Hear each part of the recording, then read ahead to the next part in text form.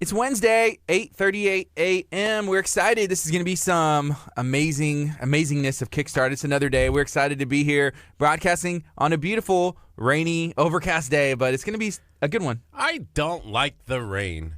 Really? Like, it's the worst way to wake up. Like, can it just wait until, 2 o'clock and then start to rain? Like, why does it have to ruin your morning? I enjoy it, but it makes it slow. Right. It makes it slower. You know, if you're expecting that bright sun coming through your window, maybe today wasn't the day. I wonder if people overslept. Did you? No.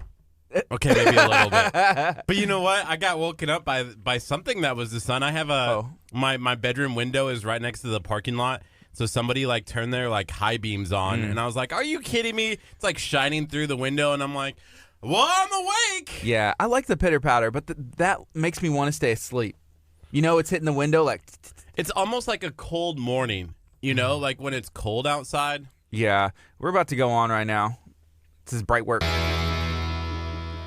This is KHEA Radio 99.5 FM. That was Bright Work with Whisper. Bright Work's out of Virginia. We have some new Bright Work music that's going to be put in, I think, today into rotation, so I'm excited about it. My name's Gardy. And I'm Curt. It is 8:39 Wednesday morning. This is KHEARadio.com, 99.5 FM. Kickstart's going to be on till 11 a.m. And we're excited. We're going to be having the Galveston Daily News in studio. We're also going to be having Bay Area Raceway in studio. These are two things that have been going on in our community for a long time. That's what we love to touch on. Yeah, we're going to be talking about all kinds of things. They have a special announcement to make, the Bay Area Raceway does, and that's really super exciting for us that they chose to make KHEA Radio the chance to do that. Yes. Hey, I see Kiefer Bartek. He said, hey, Curt has some nice clothes on today. You do. You look nice today. Thank you. I do. This is not going to be what I use when I'm in the ring. Ooh, that should be part of your attire. That's what I love. Walk out. I love about wrestling and promotions and MMA. I watched an hour straight of these different documentaries about MMA, UFC, and actually professional wrestling last night. And I love how the guys went because it's rainy and I didn't want to today.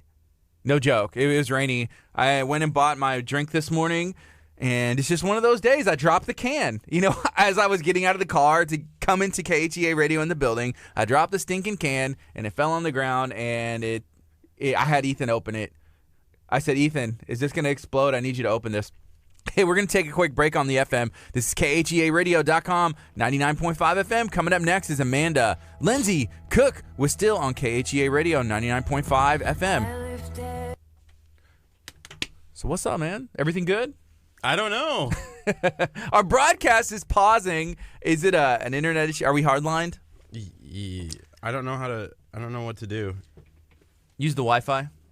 I can't once it's going. I know, but that's I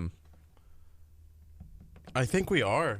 Are we on the Wi-Fi? Yeah. But let us know, what do you got going on? Hey, good morning, Sarah, Jordan, Angie, and Kiefer. Hey, who said? Okay, so I noticed Kiefer, he said, hey, Curt, he has some nice clothes. Which one of the KHEA Radio interns it was you. Said they don't smell so nice? That's weird. Thank you. I appreciate that. Who said that? I appreciate it. It smells great. It smells like rain. I hate the rain so Why? much. Because then I have to get out in it We and need run. it. Okay. Right? And you're and I'm not running for nothing. I'm not running for nothing. Well, and I hate it because then it's all of my gear. You know, you got to wrap it up a different way. You know, all the camera gear that we've been running around town with. Sure. Man, yesterday. So for those of you who don't know, we got hired by the city of Lamarck to create this video for the city of Lamarck that highlights the different parts of the city. So for the last 4 days, would you say that 4 days, Gardy and I have been running around the city of Lamarck getting video. And it's been get this shot, get this shot, get this shot. And we've been going 14-hour days, basically. And yesterday, and it's hot. We don't have AC in the car. So yesterday it starts to pour at 4 o'clock, right? We're outside. Then the windows fog up real bad. The windows fog up really bad because there's no AC in the car. But I just smells funny in there. You were running into the city building to get out of the rain. Yeah. I just wanted to stand there and be like, oh, this feels so good.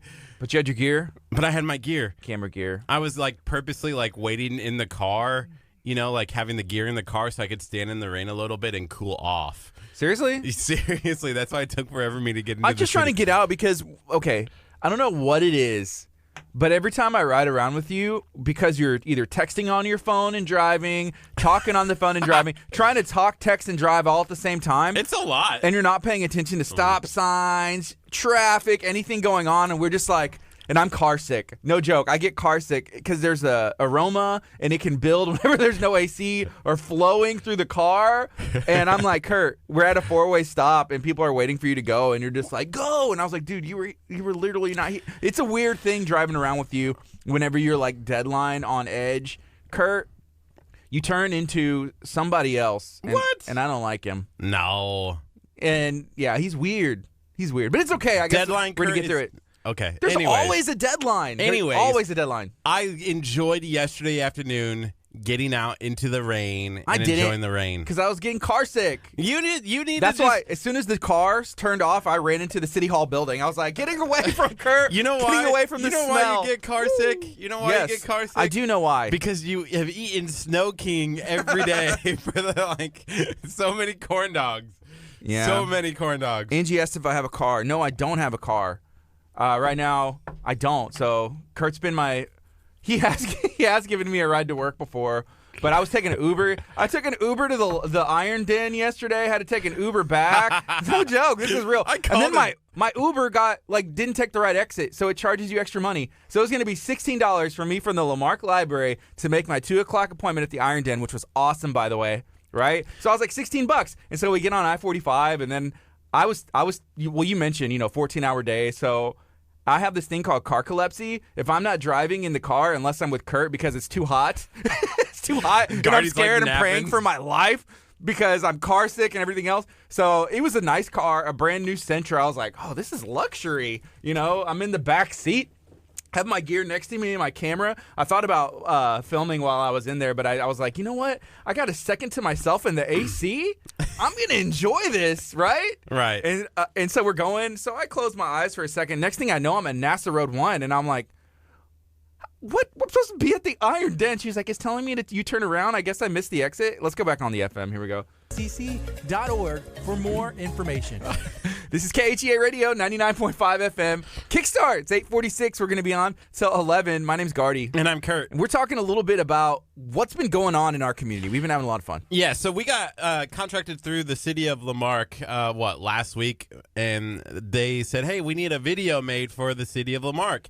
And I said, okay, sweet. Yeah, we'd love to do it. And they're like, hey, it needs to be by June 9th. So Gardy and I, for the last 3-4 days, have been running around city of Lamarck in the heat. It's been fun. No air conditioning in my Jeep Compass, and we've been shooting video. We're doing this awesome thing where we're focusing on the people of Lamarck and what makes you a part of Lamarck. And so we have a bunch of people saying, I am Lamarck. Can't give away the video, Kurt. Habadi. That's all of that section. Okay, anyways. So yesterday, it's hot. We're both sweating. We've been filming all day. All of a sudden, out of nowhere, it starts to rain.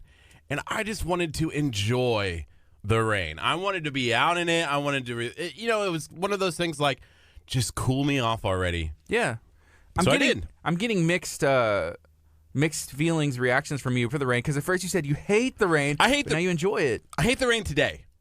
Yesterday you enjoyed it. Yesterday I enjoyed it. Okay. It's kind of like, sometimes ice cream is good, and sometimes it's not.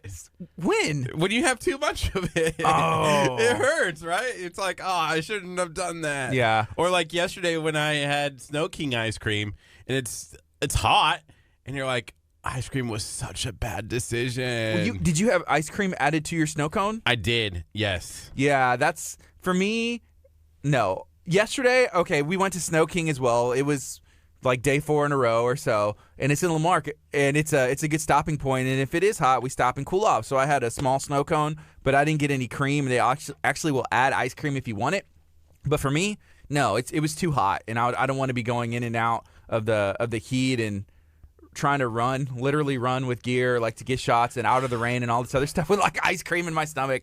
All I can say is that you and I have had a lot of sugar and a lot of energy drinks. Well, at least me. I don't know about you, but I feel like every 5 seconds I'm having another energy Yeah, drink. I see you. Yeah, I see you. Hey, good morning, everybody. If you're watching on Facebook, we appreciate you taking the time to tune in. I see Jennifer Fuller tuning in. I see Steve from Cupcake KHEA. He says, shout out to Tracy. Hey, happy birthday, Tracy. That's Kurt's master plan to start the birthday club where we will be giving shout outs to you. And we're starting today. Happy birthday, Tracy. You're awesome. We appreciate you. Come on into the birthday club. That's what the guy used to always do. He would his name was Chris Shook Guy, and he was the anchor for the morning show. He and Jennifer were the two anchors, and at like 6:45 every morning they did this birthday club, and he would get up on top of the desk. So I always had to have like the camera ready for him to stand up. He'd be like, "Come on into the birthday club." And it was kind of funny. There you go. This was like, oh, that's cool. Was it? Yeah. Did the audience think it was cool? I don't know. You can't really see the audience You when never you're know. on TV. I don't know. At least Did you not hear any feedback? No one wrote a letter. I was trying to take my headsets off. No, but people loved it. Like, it was like his thing. Like, everyone knew him as, oh, you're the birthday club guy. You're the birthday.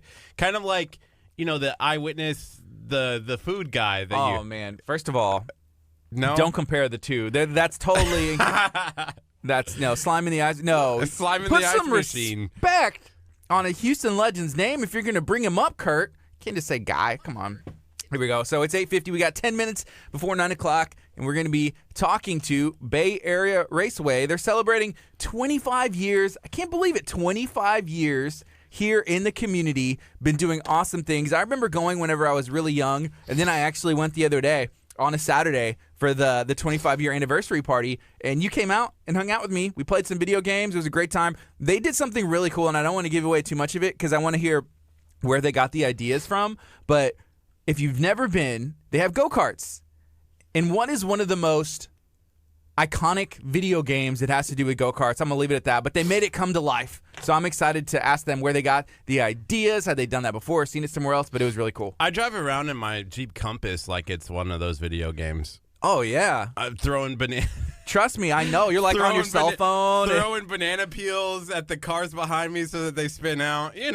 Energy drink trash, just throwing it out. I've never littered. Ever? Ever. You've never littered in your entire life. I hate littering because hate I'm an littering Eagle too. Scout. And so one of the things that I've always done is made sure that, I'm going to say you've littered on accident. You know why? Why? Because you keep trash on your floorboard in your car. You open the door, and I feel like the trash can't help but fall out. I go and chase after if it falls out of my car. I chase after it as far as I can go. Yeah. That's fair. I guess at least you're trying. Angie said, hey, maybe Bay Area Raceway would do a giveaway. I would totally be down. Me too. I am down for that. We met with some of the people from Bay Area Raceway a long time ago for the first time, and they actually gave us these cars to go check it out for free, to go do some free racing. So did we ever do that? I don't think. I don't know, but we did go, during that span, and we were playing video games. What were we playing? One of those, like the team games where it was like a zombie one. You're like, oh, it was Jurassic Park. Yeah, it was Jurassic Park. Jurassic Park, yeah, and I died early. You died really quick, and then it was me by myself, just like, trying to kill all the dinosaurs that had taken over. I think I was doing all the work, and so the dinosaurs were coming after me because I had the higher score than you, and all of a sudden I'm dead. No, you did not have a higher score. Before I died, I had a higher score than you, and then you kept going, and so obviously you had a higher score than me because you kept going, and I was dead. Well, maybe you were trying to kill the other dinosaurs that weren't actually attacking you. You have to see the ones that are coming at you. I think you were just like spraying the screen, but you got to it's an accuracy thing. Right. Got to try and take it, your bullets. You don't have unlimited ammo unless you have unlimited coins. Quarters. So there's another video game that I love to play. It's called Elder Scrolls, and I love it. But the enemies attack whoever is like doing the most damage, and they always attack me, so I know I'm doing the most damage. You're the best. I'm the best at everything. At the best. We know. Best go-kart driver ever. I'm sure. I actually, when I was a young kid, when I was like 11 years old, I was a world-class No, I wasn't world-class, but I wanted to be like a race car driver. I actually, when I turned 16, I looked into purchasing a race car to race on the dirt tracks. My dad loved racing, and he was actually on the pit crew for the stuff. But one of the things when I was like 10, 11, I wanted to become a go-kart racer. and so that way I could race. Okay. That would have been fun, an interesting career. We actually have an intern friend that's going to be starting hopefully sometime this week, and he has aspirations to become a race car driver. Remember we talked about that? KHEA, yeah. Yeah. I feel like, though, he wants to be like a street car racer, like it's a little different than dirt track racing. He said he would get into it anyway, and I don't understand, how do you get into that? And I'm sure there are some dirt tracks out there and maybe an underground. The person to ask? Mark Kovich. Him and his wife own Furniture Zone in Dickinson. He always posts on social media and goes and watches these races and videos about cars and just like street races and even ones on the tracks and drag races. So I feel like he would be the person to go and ask. Yes. That would be the good starting point, would be Mark Kovic. But I also feel like he's also doing street racing. But there is a Purple Heart Raceway in our area. Okay. Where they do NHRA racing, where it's like dirt track racing. Not dirt track racing, but drag racing. Cool. It's a lot of fun to be at if you've ever had a chance to go down there. Yeah, I'm sure it'd be great. I see Solian said, hey, her favorite game is Guitar Hero, which they actually have a version of that at Bay Area Raceway, which I remember Guitar Hero first came out, and then there was Guitar Hero 2, and then they came out with like Rock Band, I guess, to rival, and then Guitar Hero's like, well, we need all the instruments too, and now they have arcade versions. So it's really cool to see how games evolve, and people do as well, because we get spoiled to the graphics and what it offers and the storylines, and then we just want more and more. Have you ever gone back and played like Mario Kart, the original like Super Nintendo version? No, I haven't. I used to play that game all the time. Like that was my game when I was like in 3rd grade. I loved that game. Yeah. I went back and played it one time. Like somebody had a Super Nintendo. I went back and played it, and it's like slow. Yeah. Like it's like, I just want to go faster. And it's like, no, this was, but back then as a young kid, I thought it was like, sure, amazing, and then now it's like, oh, this is not. You get spoiled to it. Yeah, you get spoiled to all the games and the graphics and everything. I like original Mario. I had a Nintendo when I was about 5, NES, and I still have it. It's at my parents' house. But I played that all the way up until a certain time, and then I got a new system like in 6th grade, which I was up to date at the time. And then I didn't get anything else like ever, right? So there was a point where I was like, well, I don't want to play my 64. I'm going to go back to playing my Nintendo. So, like, even like in high school, me and my buddies would try and beat like the original Mario, on one life, because we'd been playing it for like 20 years, so you get better. You get better at it. I think to this day, I have never beat the original Mario. Really? Like, I've never gone and taken out Bowser in the original Mario. And it shows. Or the Super Mario Brothers 3. Yeah. Never beat it? Never beat it. Because you can't save your life. Yeah. Like, you have to play. I remember, like, 3 lives, that's it. You would have to save, like, leave the Nintendo on where you were. Yeah. They came out on, was it Super Nintendo? They did, like, All-Star Deluxe, and they did, like, all these multiple games of the past. And on Super Nintendo, you could quit and save and quit. So, just something. If you ever have a Super Nintendo and get a hold of that one cartridge, then you'd be able to save it. But other than that, no, you have like 1 life to live, maybe 3 lives, and you better conquer the game in that one run. Right now it's 8:57. This is KHEARadio.com, 99.5 FM. We're going to take a quick break. When we come back, we're going to have Bay Area Raceway in studio talking about their 25-year anniversary, everything that's been going on in the community. This is Kickstart. Yep.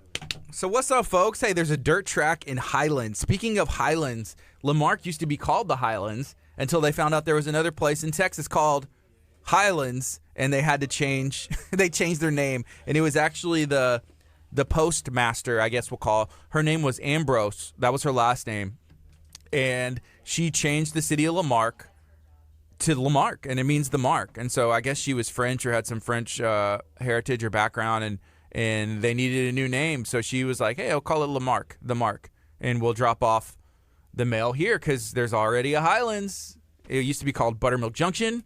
Then it was called Highlands, and then it's Lamarck. And I believe it's been incorporated since 1953. This is all stuff that we've known a little bit of, but we've been learning a lot more since we've been working on this video. And the video is going to be dropped next Monday. It's coming together quite nice. I think everybody is going to enjoy it. I know that even if you're not originally from Lamarck, you will be touched by it because there's a lot that goes into making a city run, and we are touching on everything. Curt mentioned earlier, it's the people. A city is the people, and that's what we're focusing on. The people. There's a great range of people. The demographics here are a little bit of everything, and we love it. So I grew up here. I moved to this area when I was about 10 years old from Angleton to Lamarck, and my parents still live there. My sister actually works for the city now and bought the house across the street from them. So I love Lamarck, and that's a hashtag that they have been using for like 3 or 4 years now. So I love Lamarck. Feel free to use it. But hey, let me know, what do you guys got going on today? We're going to be talking to Bay Area Raceway. Have you been lately? Have you been in the past 25 years? If not, hey, it's time to go back, because I promise you, you are going to have a blast. Whenever we went the other day, I didn't have the opportunity to ride in the go-karts, but I really wanted to. But I was actually waiting for Curt, and they had food trucks, and they had some of the Kona ice trucks, so there was so much other stuff going on that I couldn't make it out to the go-karts.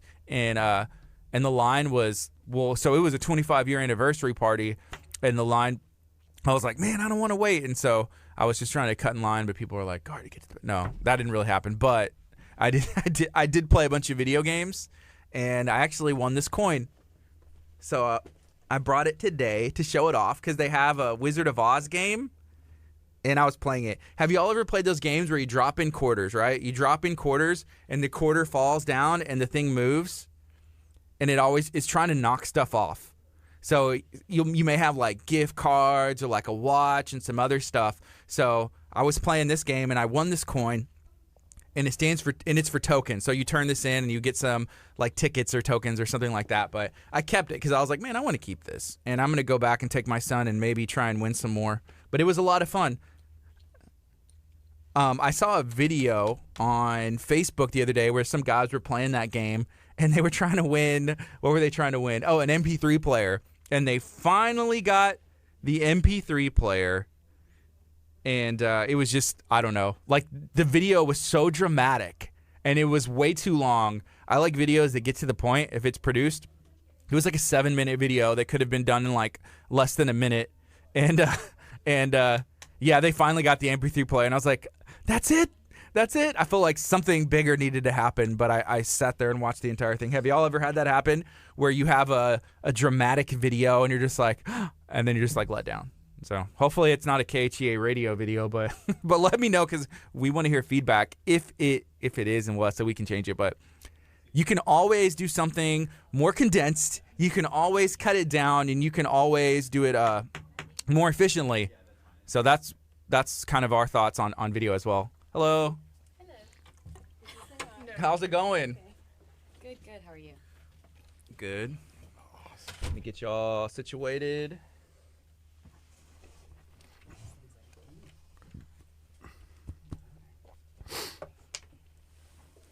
How's y'all's coffee? Where'd y'all go? That was the first thing I said, too. Boyd's? It's Boyd's. In Texas City? No, Orbit's off of It's NASA a or gas station. NASA Road 1. The Okay. big astronaut one. Yeah. Yeah, no, they've got great coffee They and do. Cuban food. Yes, Sweet. yes. I was thinking Boyd's like the shrimp place, or like where No. people get Boyd's on crawfish. Maybe they have coffee They too. have a hint of shrimp and crawfish. It's really yummy. There's a place off of 96, and what's the name? But they have crawfish whenever it's in season. But other than that, they have like burgers and stuff. But whenever it's crawfish season, the burgers taste like crawfish, and I like it. Like, I don't know, I enjoy. I love like crawfish. It. He's like, I like it. Yeah, it has like a little bit of the seasoning, and maybe there's some cross contamination. I don't know, but either way, I'm like, it's stinking delicious. I want one of those crawfish burgers. I will never go there because I'm allergic. She's allergic, and I can't stand crawfish. To seafood? Yeah. To all seafood, or like All shellfish? Shellfish, yeah. Yeah. I'll die. And you don't like it? I don't like anything that pees in its own home. I do. He's like, I'm doing that now. Oh, I've never thought of it that way. Now I definitely don't like crawfish. I'm not a crawfish guy in the first place. Speaking of that, like swimming pools, it's summertime, right?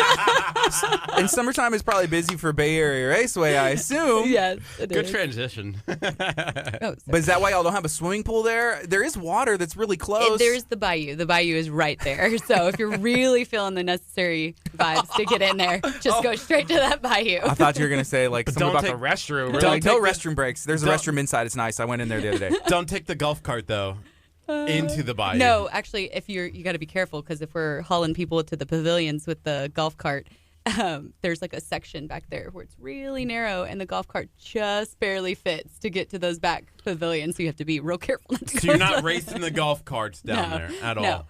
No.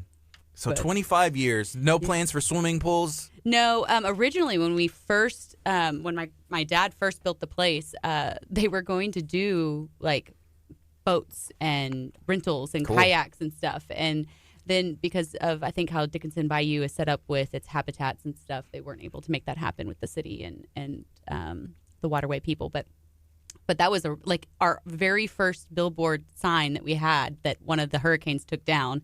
Actually had boat rentals on it because originally that's what they were going to have as well as an attraction. So, but when the hurricane blew that one down, of course, we didn't put that on the new sign because we're not going to do that. Yeah. But there will be new attractions coming soon. We're just trying to make up our mind which thing we want to add. And focus on it. Can we get a hint or like maybe like a taste, and then maybe the people will help decide? Actually, that's actually something we discussed. We really want to hear their inputs on what they want to see at the track next. We're thinking about adding putt-putt or zip line.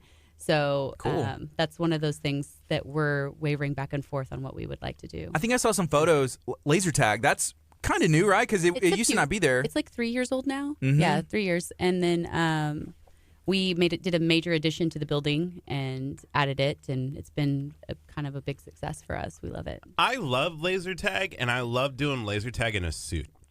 Why? Just because it's so hot instantly. Have you ever watched How I Met Your Mother? I was about to say that because that's like his thing. He would always do it in a suit. Barney's like, I gotta go play laser tag, and he's like shooting the little kids. It's hilarious. I love it. Kurt's a mixture of all his favorite TV characters. He just takes a little bit of an element from there. He's like, we were on a break, and then he's like wearing a suit. Like, that's literally who Kurt is, which is fine. That's right. I love Barney. Laser tag. Great. I think laser tag, you get so hot and sweaty because everybody's pointing lasers at you, and there's so much heat. But I instantly start sweating as soon as I'm in there, just like almost nervous. Sweat. Honestly, why we keep it so cold in there. Like if you're not, it's literally sub-zero degrees in there. But everyone sweats while they're playing laser tag, no matter. And we don't run. We don't allow running yet. Everyone is still sweating like profusely. No running, really? Yes. We It's don't like allow that power walk. wink, wink, Yeah, nudge, I always nudge. tell just do if your grandma had a bad hip. Yeah. That's how fast you can go.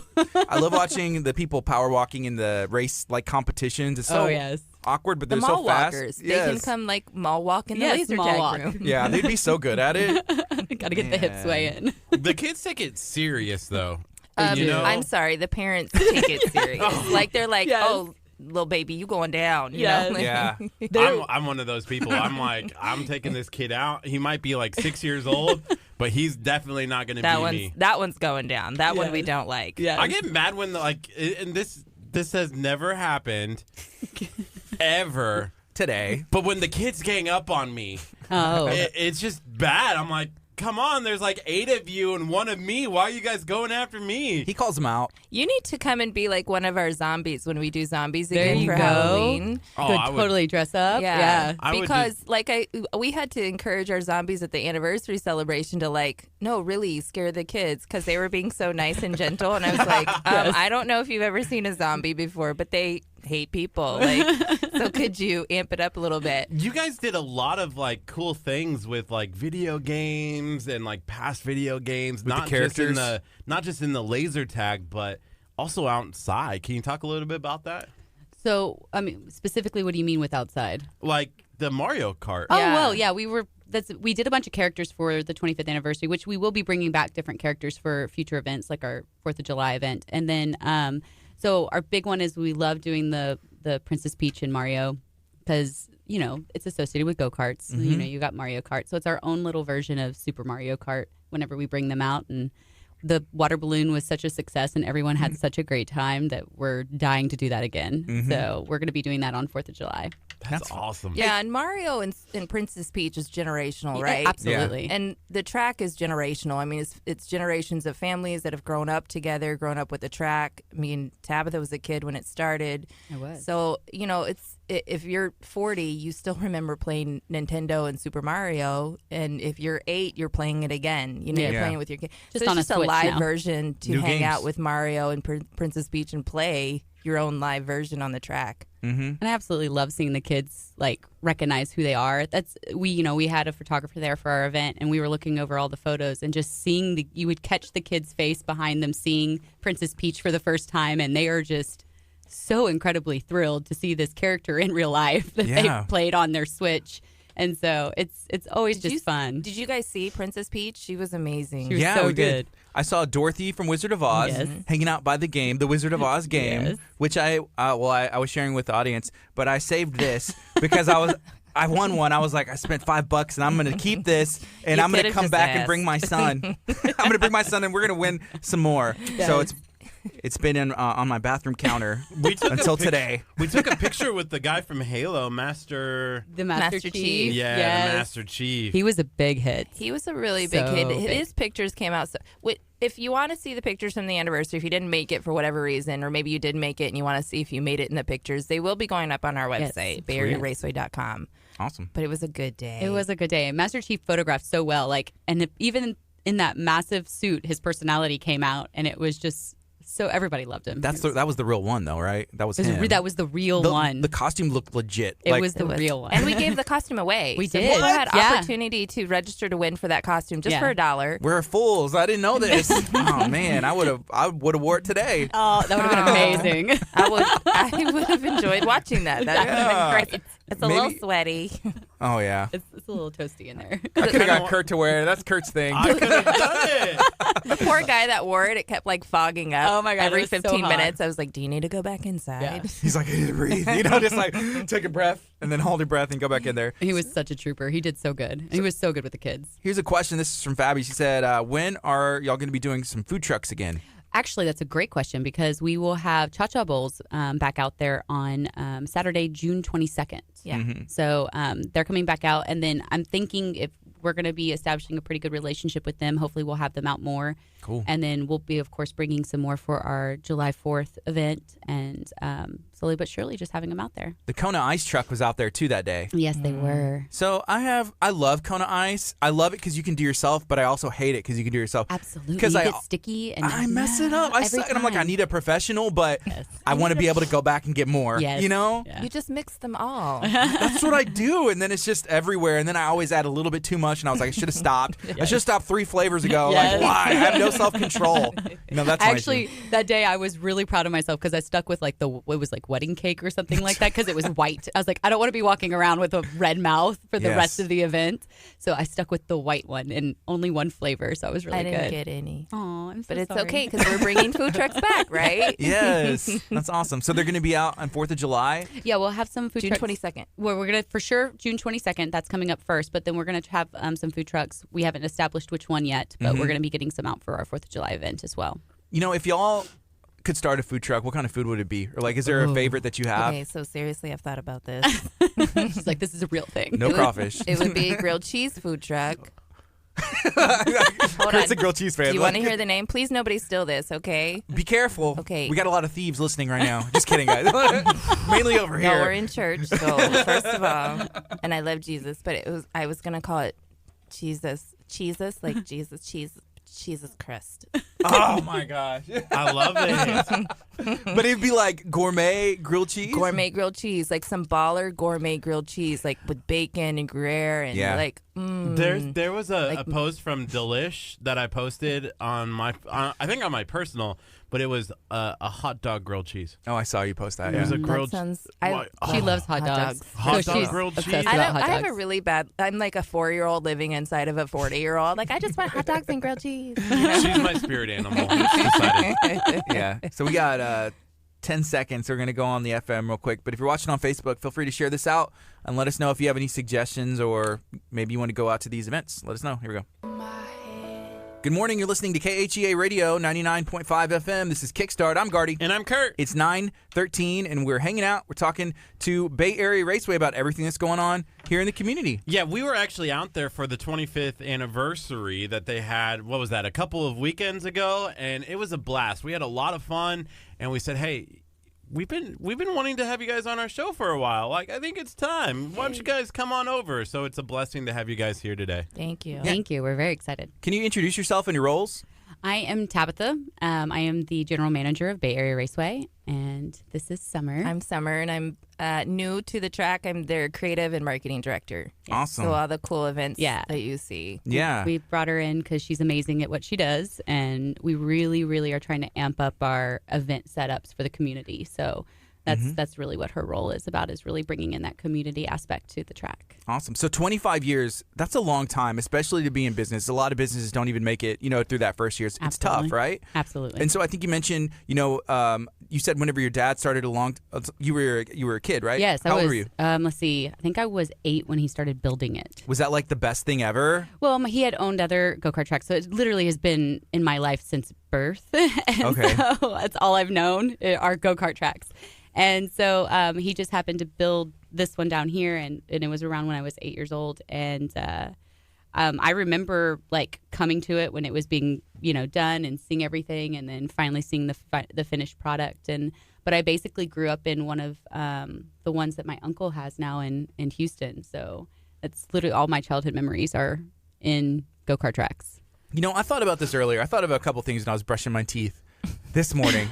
So glad you Brushing did your that. teeth. Part of it I can't talk about because I ran it by Kurt and he's like, we can't go there. I was like, okay, cool. So the other part Oh, weird. was were you allowed to go? I'm going to throw this out there because I remember going to places as a kid, and I'm trying to think of some of the names. I know like Chuck E. Cheese and like some of these other places. You're like, nope, we're never going to there. You're never going Yeah, there. Like yeah. we're going here. What do you mean? Which is awesome. But I was just wondering, Okay, so say that question all over just again. like She's growing not up. going to Chuck E. Cheese. That's what I was asking, like, as a kid. I still actually go to other places. One, I go to other places to see what maybe they're doing better than me and try to figure out how I can better my own business. I would still go to Dave & Buster's. I'll still go to Main Event. I'll still go to Chuck E. Cheese. I try to avoid Chuck E. Cheese, and I'm not. Right. It's just a lot of little. There's a lot going on. It's a lot of little. It's a lot of little. And I have slimy littles, fingers, but and it's just a germs. lot of little, and it's a little much for me. So I try to avoid Chuck E. Cheese, but I've done one of my kids' birthday parties there. Like I'm happy to look at other businesses and see what they're doing great, because maybe I can add it to my business and evolve from there, or tweak it and see how it works for us. So it's just, in my opinion, it's a great way to still stay connected to what other people are doing in this field. And the FEC community is a huge community. There's a family entertainment center by. Okay. It's yeah. I was like, We all went, what? I was like, I'm sorry, I didn't realize. I realized too, not everybody knows what that means. Right. So for me, it's just a matter of staying connected to what others may have noticed before me, and I don't know everything, so I'm still learning about my business and what we can add and bring to the community. See, I like that mentality, Kurt. Kurt's under the he hates anybody that does anything else that we do. He's like, I know everything. We're gonna do this, But maybe like he this. does. He does not. I don't encourage Kurt. I just know that we're the best. We may be the best. I don't need but to go look at what they're doing because I know what we're doing is great. Yeah. Oh goodness. We don't go to Chuck E. Cheese. That's because you're going to Bay Area Raceway. Yes, We do go to Bay Area absolutely. Raceway. Exactly. Exactly. I don't think I've ever been to Chuck E. Cheese. And Don't. He doesn't have Here. kids. You're not allowed in. They literally make you have to. You have to have a kid. to get in. Yeah. That also is Because true. you I can't don't be have that weirdo kids. guy. Unless you're going to sorry. a party there, then they'll let you in, but then you have to tell them what Barely. party. Yeah. But what about the pizza? It's the best pizza ever. Oh, It is- God. okay, so it I do not is good agree. pizza. Like we could go. Look, I have kids. We'll go together. We'll eat pizza. Right? Okay, so if somebody's gonna have an event, you can have birthday parties at Bay Area Raceway. Absolutely. What are the reasons people come and hang out?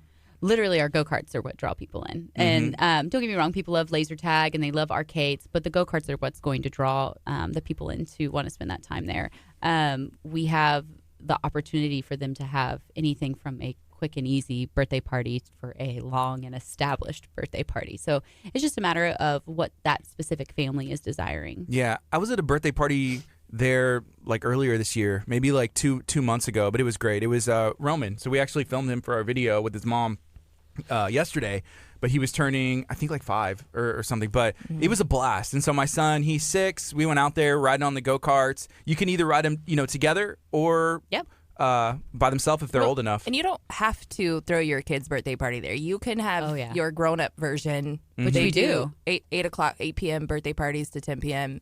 The corporate events. We just had Raising Cane's out last night, and they had their kind of like go team go, like rah rah rah kind of team building event. Yeah. So we offer this space to anybody for any need to accommodate what their goals are. So essentially, you bring us what your goal is, and we're going to make it happen. Cool. Absolutely. I remember being, I guess, 14 or 15, and one of my friends was moving to East Texas, and we grew up together. So we had a party at Bay Area Raceway, and it was like unlimited play during like Isn't it the crazy? hour. Like, Yeah. It's overwhelming, I will say, because it's like, I don't know what to play. Everything's free. Like, what's going on? I know we work there, and I'm like, oh, what do we do first? I like to test the games. Yeah, of course. Like 2 hours later, like I gotta Jurassic make sure Park, they're like, working. Yeah, she comes up and she's like, hey, we have like really work to do. Yeah, like we're just I was testing. just fixing the game. Yeah, She's that's like, you awesome. don't know how to do that. Well, things have been updated. Even from when I was 14, everything is very high tech now. It's even like on a Absolutely. card, and it's really cool. It's easy. I will There's tell a you, kiosk. There's people to help. Yeah, Like it's a blessing to not have to carry around quarters. not at quarters, tokens, which Yeah. are incredibly heavy, y'all, and to like have to fill those up and redo those and not have to worry about putting tickets in the game. I am so happy about player cards. So the cards, the tickets actually go on the card, right? Yeah, So absolutely. you scan it. Yeah, they literally whenever you go to swipe your card to play the game, you play the game. If you win tickets, it automatically goes to that card. Yeah, I have my So- card at home. Yeah. It was sitting right underneath this bad boy. Nice. Nice. It was fun. I like Wizard of Oz. It's an addicting game. It was Yeah. a really fun day. is. That day, it It really was. was a fun day. Yeah, you drop it in there, Dorothy. and what's the name of that game? It's like quarters that go in, and the It's thing a moves. pusher. It's a pusher. Yeah, so it's a pusher game. But that one's Wizard of Oz, and they have different kinds, of course. But they're pushers. Yeah. That's what they are. I also like pinball. Well, we got a Deadpool, which was I wanted that one. Yeah. It was my favorite. There's a Ghostbusters. Was it Ghostbusters one too? Ghostbusters, the other one. Big fan of Ghostbusters too. Yeah, I like the Ghostbuster ones, but I just think the Deadpool one's so much fun. It's like a interactive pinball game, and it's the higher end one, and so I love that game so much. Yeah. So playing all those games, just to segue really quickly, because now's a good time to do that. But we do have the early bird special for like moms and dads trying to do something during the summer, Absolutely. during the day, like on the cheap.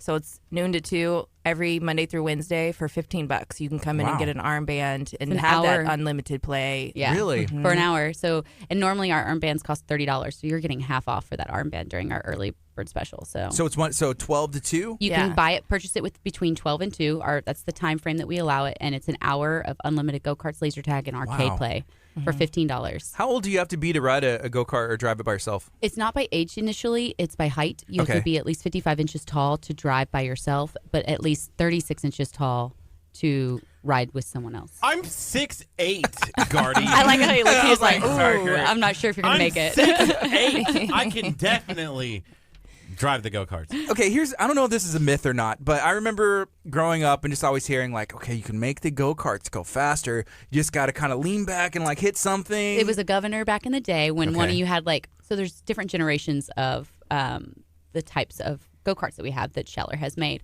And back in the day, the way they had designed it, you used to be able to reach your arm back and pull the governor, and Okay. you could make the carts go faster. And we would always, of course, try to stop that. Of course. But there was someone who would get on the backside of the track and reach their hand around and grab the governor. And, of course, we just don't want them to blow up our engine. And so, that changed with we're now on our 4th generation or something. We're on a higher number of generation of go-karts now. And of course, they've redesigned it to where you can't get to the governor. It's not Okay. possible. Nobody's got long enough arms Stop, for that. stop trying to figure it out. Yeah, you can't do it, you Kurt. can't it's do not. it. It's not going to happen. He's over there analyzing this I'm in his trying to head. think, because I just want to go fast. Like, I'm one of those. I mean, you're going pretty fast. Like, Yeah, you don't want to hurt 18 yourself. to 22 miles per hour on a steel beam concrete track is quite fast. Yeah. I want to go like 75 miles per hour. Let's This be isn't honest. NASCAR. Yeah. But see, when I was You don't young, want to hit the rail at 70 miles per hour. when I was young, there was I grew up in Nebraska, and so there was this go-kart track that was over there, and we used to go there all the time because the guy knew my dad, and we loved racing. And so I was like a 10-year-old kid, I had aspirations to be a go-kart racer, Yeah. you know, and so I was like, I'm the best because I could get in on the inside of the corner. Was it you one know? of those wooden tracks? No, it was a cement track, Was but it- it didn't have any railing. Yeah, it was an open. Open, Yeah. so you could get on the inside and ride the corner and. More like a Formula One style Oh, track. yeah, it was so much fun, but I loved it. Was it dangerous? There's a lot of things that were done back in the day, even on our tracks, that we Yeah. do not do anymore. So because of danger. The risk. Yeah. I loved wrecking my brothers, but Hey, that was besides We're the all point. still here, though, right? We are all still here. Was it really dangerous? I maybe so. I think this was a couple of months ago. We had a foreign exchange student here at the school next door. And, okay, can you go like have fun with him for an evening? I'm like, sweet, go to Bay Area Raceway. I never get an opportunity to take somebody there. Yeah. And so I went and I wrecked him, and I was like, I had to. It was like initiation into This America. poor guy goes back to his country and he's like, "Don't go there." He, in all aggressive seriousness, drivers. he loved it. Like I've Aw. never. He was taking pictures. He was Aw. smiling. We went and watched a movie beforehand. He's which from was- China, right? China, and only speaks Chinese, and I didn't know what to do, so I took him to an American movie. Oh, no. So he Poor sat guy, there. so That's what I told bored. him. What movie was it? I don't. It was that one about the guy in the wheelchair and Glass. something like that. Something- And the guy goes. Morgan Freeman in it. Yeah, no, Was it a wasn't- sad? So I you saw took that him to movie, a sad though. movie? I know. Yeah, wasn't but he in a wheelchair in that one? He was in a wheelchair, and the guy like gets hired to go and help him. It was Kevin Hart. Oh, Kevin Oh, Hart. That yes. movie. Okay, Oh okay. god. Yes, I and was he in a was totally like different route. falling asleep during it. So He's like, why is that black guy so loud? Like, so then I was like, we're going to Bay Area Raceway, and he man. loved it. Oh, He was good. I was kind of concerned because he was only 15, but we just didn't tell anybody that he was not of age. For what? Got to be 16 for those supercarts. Oh, well, he didn't have a U.S. ID. we don't know what it looks y'all, like. it's too late now. Like the day's already out. Yeah, it's already gone. Don't call the police. Yeah. But it was fun. We had a great time. It was a blast. Good. I love hearing that. Yeah. So I think- summer is a great time to bring your family, and you'll Absolutely. have those cool, 12 to 2. You can bring in.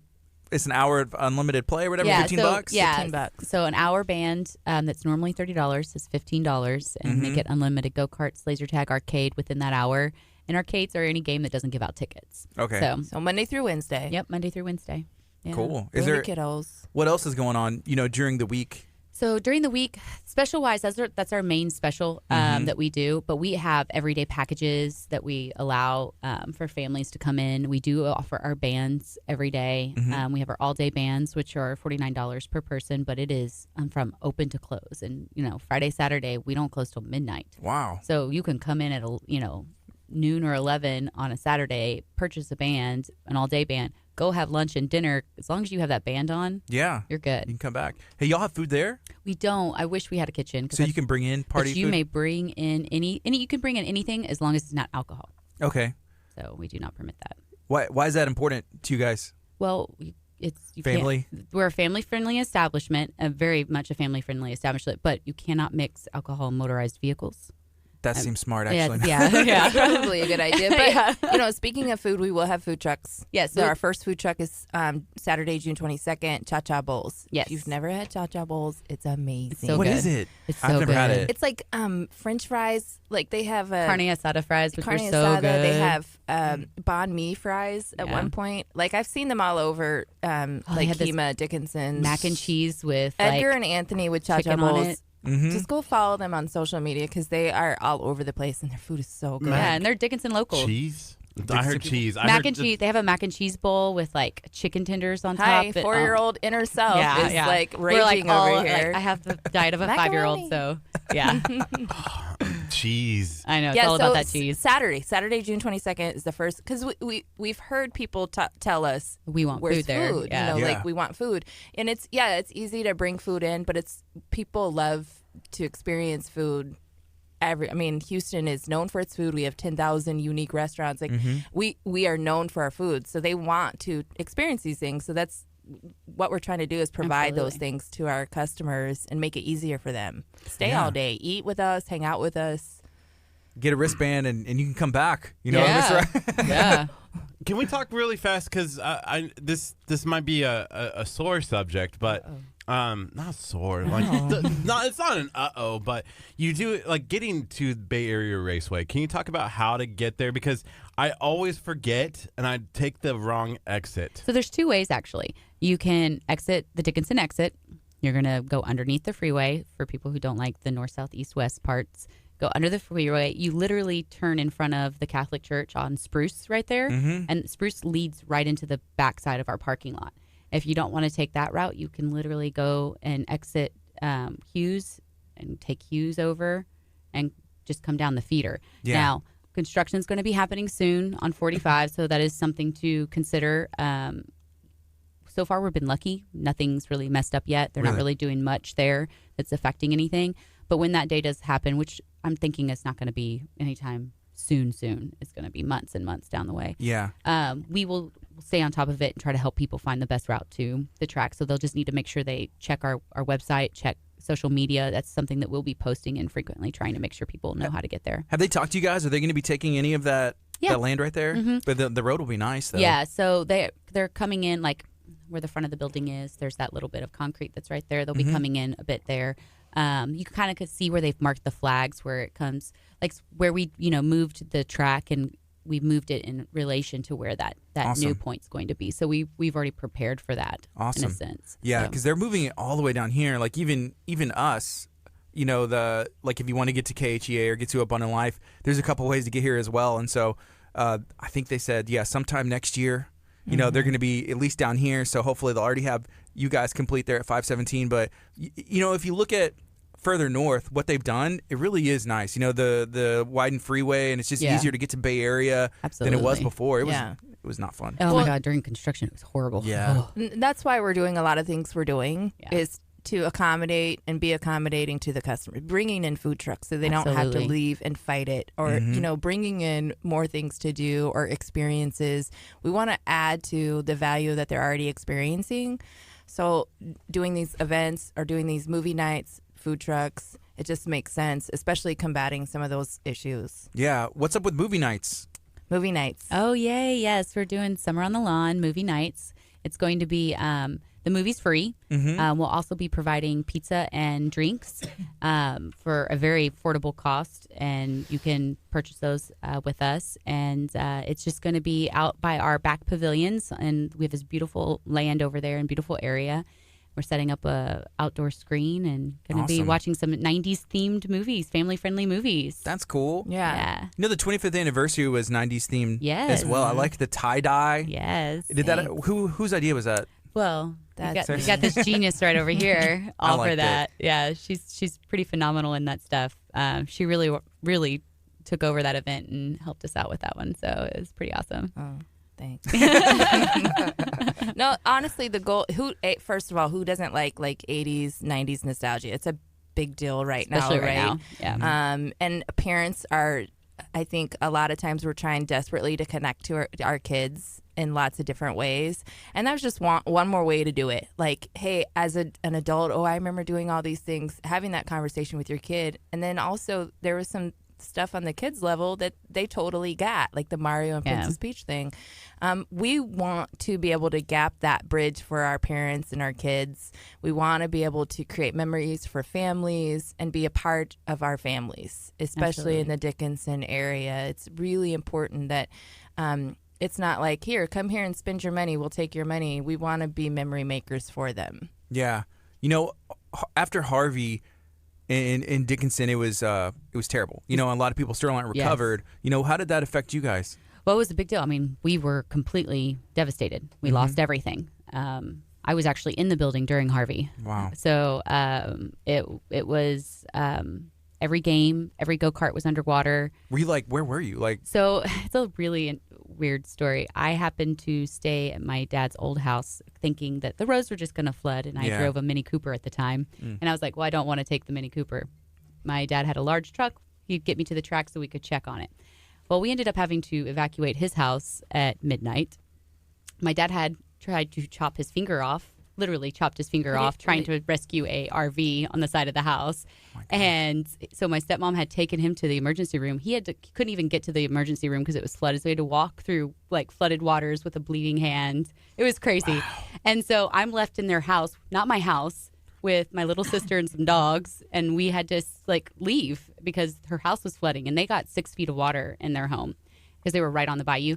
And so we all had the backup plan because the track had never flooded before through any of the hurricanes. It's never flooded. We were going to go to the track. We couldn't get past CVS. It became an island. And so I was like, all right, I'm going to walk down the feeder. And I walked through the waiting water to go check on the business. And I get in there, and there was already 2 feet of water in there by the time I got there. And the most I was able to save were the laser tag vests. I grabbed all those, got them up to the top story, and was able to put those on the walls and the dividers that we have in the laser tag arena, and was able to save all that. But everything else was destroyed. Yeah. Absolutely destroyed. You know, and I'm sure a lot goes into weighing out decisions. It's like, okay, what do we do now? You know, we've been here for, over 20 years. Absolutely. And like, what kind of process and thought process like happened at that point? We are a action family. And so the entire time the hurricane, when everything was flooded, we were still trying to get to the track. Like we were taking canoes, and like when they're telling you to stay out, but we were going because we wanted to get into the business and see what we could salvage and get things going I can't make money if I'm not open, you know, and I can't pay these people that are reliant upon their jobs unless I open. And so we were, the moment the water dissipated and we only had a little bit of water in there, we were in there trying to clean everything out. We just started cleaning. We were going to get open, get everything clean, get things working, get open, get functioning, provide an entertainment in something that was horrible. And all of my employees came and did their job and cleaned and participated and ripped everything out. I mean, we were back up and running in a week and a half, maybe. So there was never a question like, well, are we going to close down? A lot of businesses didn't open back again. We're pretty stubborn, like a really stubborn family. Well, and I haven't been with Bay Area Raceway a long time, but I can attest that the family that's there and the group of employees, the whole team is a team. People. It's a consistent thing. They're always helping each other out. They're concerned about the customers. They're concerned about each other. And it resonated. That's why Bay Area Raceway didn't just reopen. They came back bigger and better. And it was like, you talk about powering through a major disaster and kind of showing Harvey like what's up, like pretty phenomenal response to something that was so devastating. And our employees were fantastic, and they really contributed to just getting in there, and see some family came, and we even had friends that would stop by and help clean up. And my dad, on top of the business, had lost everything in his home, and so was dealing with that. So it was chaotic, but I mean, again, incredibly stubborn family. We're known for how stubborn we are, and so, but it helps in these scenarios. So even after Harvey, we were in there for the 25th anniversary a couple weekends ago, and you had some old-fashioned games, so you had to bring in all new games then. So we were actually able to salvage 3 games, and they were all our nostalgia games. So Pac-Man, Miss Pac-Man, Joust, and it was Centipede, but Centipede's no longer in there right now. And 4 games. And Defender, I think it was Defender. How do you play Joust? Because we were trying to play that way. It's my favorite game. It was because you were from the back. I was like, do you have to do it from the back? And I kept dying. Kurt was better than me. I was like, how are you better than me at this? You just jump. I know, but you're like he flaps, and you have to. It's like my all-time. You don't understand. It's my absolute favorite game. I love Joust. It's the oldest game ever. It's the simplest things. You have a joystick and a button, and the button makes the little ostrich thing flap, and you have to gauge it, and you're jousting the other things, and you have to be like slightly above the other ostriches so that you can win.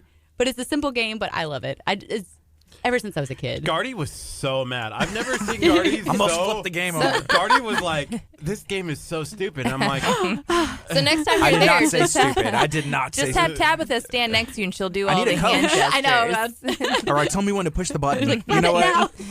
We'll have like water waiting for you and like a sweat towel.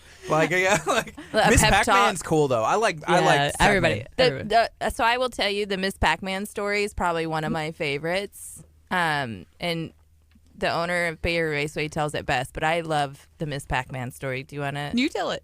Well, I just know that it's like It's literally one of the original games. It's one of the original games to Bay Area Raceway. Bay Area, like that girl has been there for 25 years. She has rallied for 25 years. She actually came from another track. Wow. And so she's been around forever. It's She's seen some things. She's seen some things. She's been around the block.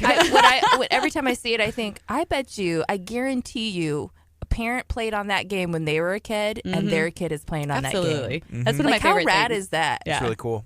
I actually saw a mom and a son playing Mrs. Pac-Man, like they were like taking turns playing and stuff, and it was the most adorable thing ever. And her son was maybe 9 years old, and it's just it's so cool to see that sort of like this is something that she enjoyed when she was younger, and now her kids sitting there playing back and forth with each other, and it was great. I love that.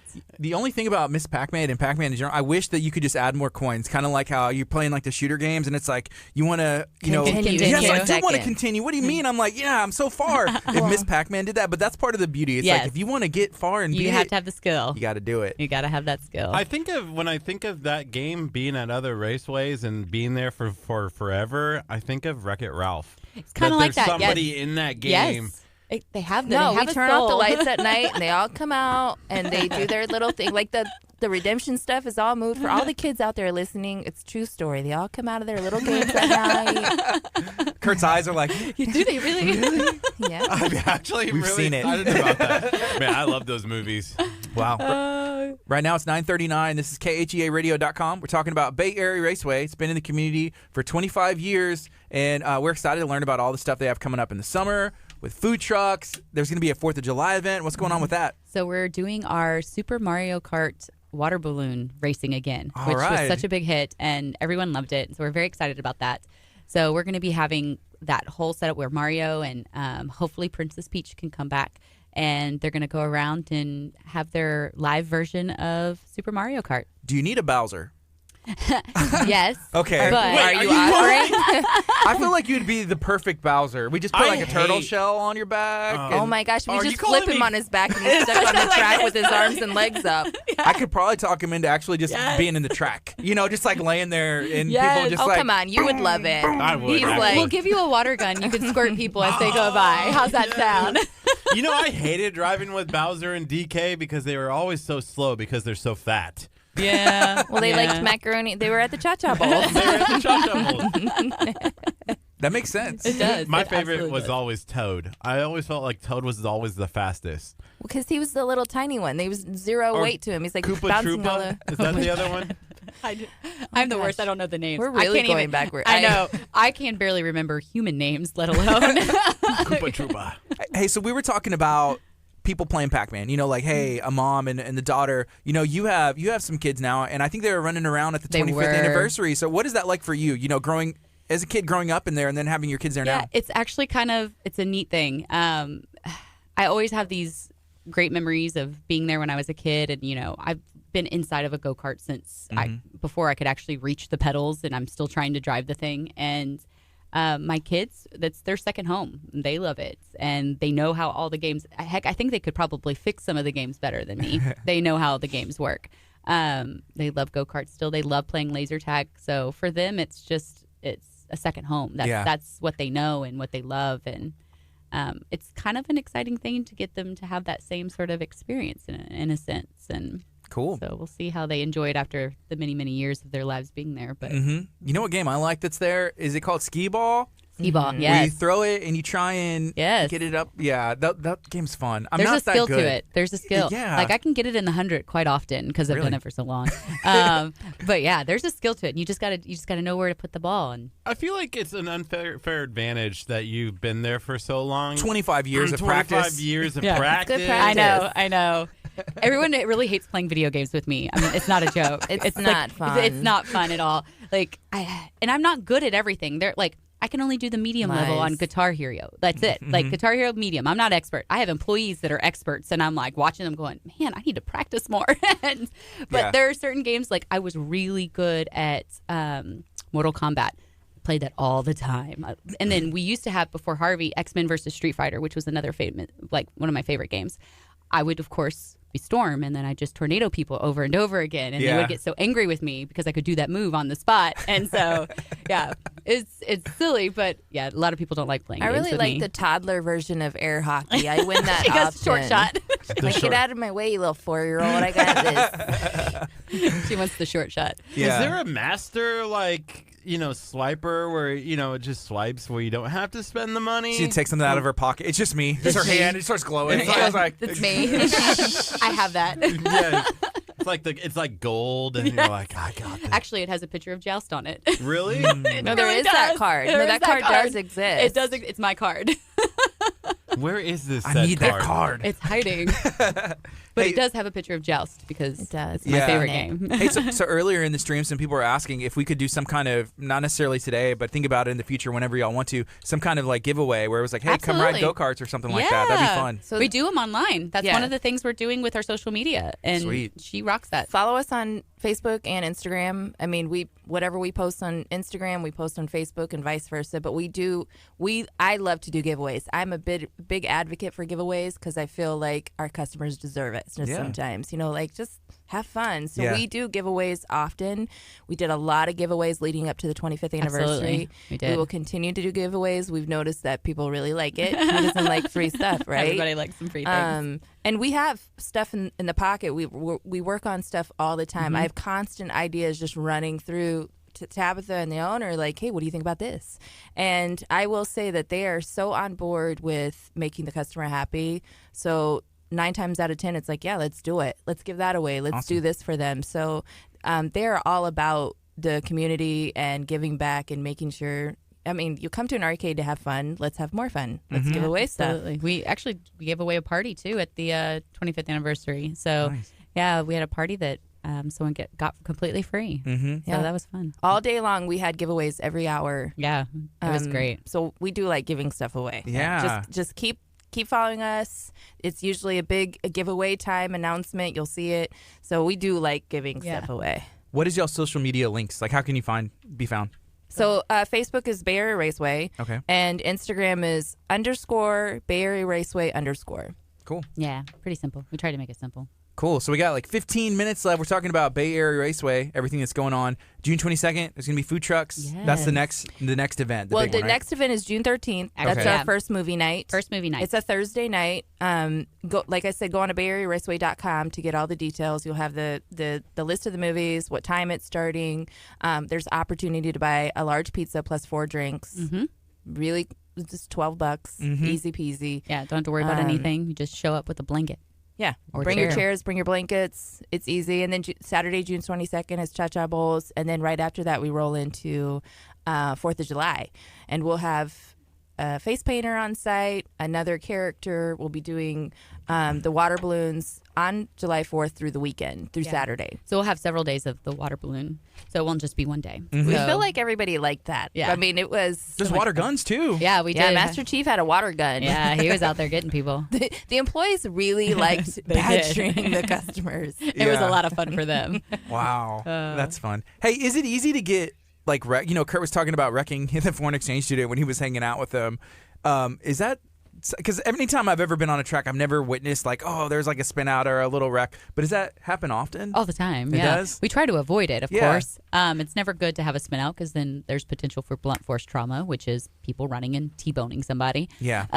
So we, That's part of the fun. yeah, it's part of the fun until somebody gets hurt. Until you have too much trauma. Yeah. Yeah. There's like limbs. Yes. And so, but it does happen, but we always staff accordingly for those things. And we have people that are out there getting them out of their spin outs and working to do it. We are not one of those, like, there's places they shut down. Every time someone spins out, they stop everybody. Like when you go to those places that have the electric carts, they just shut off the cart and you just stop there and then you have to wait. So we do try to work it in the safest possible manner where we can get the people unstuck. And the only time we really have to shut a ride down if someone's like hurt or, which that rarely happens. Yeah. But so for the most part, we just run our ride and if you spin out, we try to get you unstuck. I always try to tell the customers, please don't try to get yourself out of a spin out. That's more dangerous. Yeah, just stay in the cart. Just stay in the cart, hands and feet in the cart, and wait. We're coming, I promise. Yeah, because you might end up going the wrong way or Yes, doing all kinds of. yes. Well, and, I mean, if a cart's coming and they're not paying attention Correct. and they hit you and you're standing outside of your cart. Yes. Yeah. Or if they stick their foot out of the cart trying to push themselves back, and then another Ooh. cart comes. I'm like, don't do that. the foot. Yeah, just stay limbs there. inside. Stay there. We'll take care of you. And the staff moves really fast. We do. Like, they're constantly watching. It's Running. not just one staff member. There's usually two or Three. three people out Yeah. there who are watching. And as soon as that occurs, they're running to you. I got two things. One, when there's an accident, you take the go-kart to Legacy Collision to get the front bumper fixed, right? Yes, absolutely. And then second, have you ever done like a tournament? No, so we can't do, because of the type of track we are, we cannot do like Timed go-kart racing or like something? go-kart racing. Now, well, we could do timed racing in like our speeds and what we're required as a business, but it's not like an outside affiliation that could come in and run a go-kart race. Because I'm racing every time. I'm Oh, in yeah, first you're in place. it. You're I'm in in it. Got a first place. stopwatch around his neck. And he's like, and go. I'm timing myself. I'm like, I could have done that lap a little bit faster. He comes to like 7 and he times everybody. And he's like, loser. I'm watching the cars before I get in there. I'm like, okay, that's the fast one. See, That's and people think that there's always a faster car, and oddly enough, you can be in the slower car and beat everyone because it's about lines. Creating a straight line is how you win. Oh, it is The not fastest speed. way. That's your It's- tip. that- That's your tip of the day, people. That's how it works. And So there are. Wait, all I heard was there are cars that are a little bit faster well, than because they're others. hand governed, and they're not. Okay. It's not like a computer governs it to an exact. So one may be a little bit mo- faster. It just and they're hand governed. So there might be one that's just slightly faster, but they're all pretty like within a range of a Yeah. mile or two. So, but But 1 mile is a big He's difference over on here the like, track. like, hold on one that second. I matters. could do a lot in a mile. not if you're a really good driver. I'm a really good driver. Okay, so just not real I have cars. changed out cars like 3 times Yes. on the track with her, and I'm Yeah. like, this is not the fast one. So then I'll move, and even the guys are like, come back in and change cars, and she's still like flying past me. I've literally given up every time I get on the track with her. No one likes to race go karts with me anymore Well, yeah, either. because she's You know lived what on we the on the track. All right, not fair. here's what we need. Well, I feel like you had bamboozled this. I feel like this would happen. But what we need is on Facebook Live, me versus you Okay, on the track. I'm down. Oh, man. I would win. Dude, She's you're- like, I'm down. I'm so down to watch this. This is going to be great, but you're going to lose. I'm down. I'm so down to do this. I'm so available. Let's just add that event to the calendar now, shall we? let's do it next week. The race off. Yes. Race off. Hey, there is a chance that you could win. I'll give you that. And but you know what? I know there's a lot of rain today, by the way, It's but the so much track's fun. still open. Yes. Really? And my you God, it's can the race best. in the rain. People driving the rain. It's It's the so much most fun. you can have. That's when you want to go to the track. You want to go when it's raining. You prepare to get dirty and you're going to get wet. Yeah. But it's the most fun you can have on that go-kart track. You drifters out there? oh Time yeah. to drift. Yeah. Yes, it's the best. Rain, shine, I'm there. Yes. Let's go. It's the best. And It's- I'm winning. It you is get so to much feather fun. it, and you get to really work on trying to control the cart and really see what that cart can do and push its boundaries. It's And great. do you remember being a kid and just playing in the rain, like Yeah. jumping in the puddles? Like, Yeah. let's all regress a little bit and just enjoy the day, right? I love down. it. You're prepared for it. You're dressed for it today. Let's go. Yeah, you Let's got go. your suit. Let's do it. I need the race suit. I'm gonna get a race suit. my I'm gonna show Please. up like Ricky Bobby. Yes. And be like, Wonder Oh Bread. my what do I God, do that'd with my be so good. hands? Sponsors and everything. Legacy Collision. He's gonna sponsor like his forehead or something. Oh, he would. Yeah. my God. Hey, I'm so any signing baby's sponsors out there? forehead. I know, right? I'm signing baby's foreheads as I'm walking up. Just terrible. Oh my Who is Kurt Casper? I love it. I love it. I'm so Who down is for Kurt this. Casper? No, who is Kurt Casper? If you're not first, you're last. Do you believe that? You know, like If you you're want to not- be number one, right? Oh, yeah. We've talked about this before. Oh, I'm world class. Well, if you're not number one, You could be number Do you even two. exist? you're last. Do you even exist? I know. I'm curious. How many listeners out there would like to see that? I would. Let's do it. We're like, how many hands in here? Let's do it. At least 1, 2, 3. Okay. Okay. And Kurt's 4. Yeah. So, People like so to see- basically, 100% is what I'm getting. oh yeah, no, we can only see that piece right here. It'd be so much fun. You know, Can we set it up? We'll do people love something to see next week. Kurt in pain. It's Okay. so funny. All right, I get it. But I'm not going to be in pain because I'm going to win. All right, we'll see. We'll And see. then, I mean, laser tag. There's we always got. there's you first, second, third place. I mean, I'm gonna put my daughter in laser tag though. She's She's a a killing beast. machine. man, You can't sub. Oh, what if we did a she's- KHEA versus Bay Area Raceway challenge Yes. day? So Oh, it's that's like, great. Like you do like laser tag. You Totally do kicking your butt in go-karting, joust. Gardy, you got to go. I'm not the joust player. Right. Gardy's Hey, like training. He's I like, got you in toddler air hockey. She's got short shut down. that would be so much fun. Let's I'm do down. it. I'm totally We down. have to train. Like you see, it's like those Hey, training why videos. don't we give away spots? Like KHA team is like 5 people, and it's you 2, and then maybe 3 listeners, and we'll pick 3 customers on our That's team. a great idea. Let's do that. This would be so much fun. It would be fun.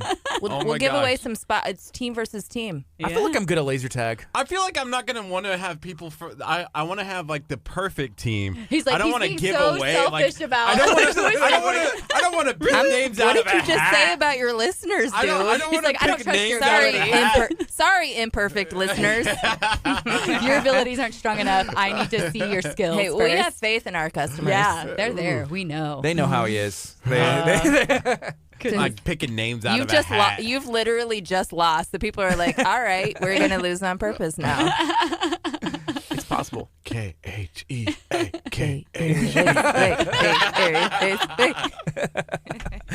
Man, so that'd be fun. So we'll set it up. Yeah, That sounds We'll get great. some stuff set up. It'll be a good time. Absolutely. I can see the training video like Gardy. It'll it's be like, a bad time when we lose. Is all I'm gonna say.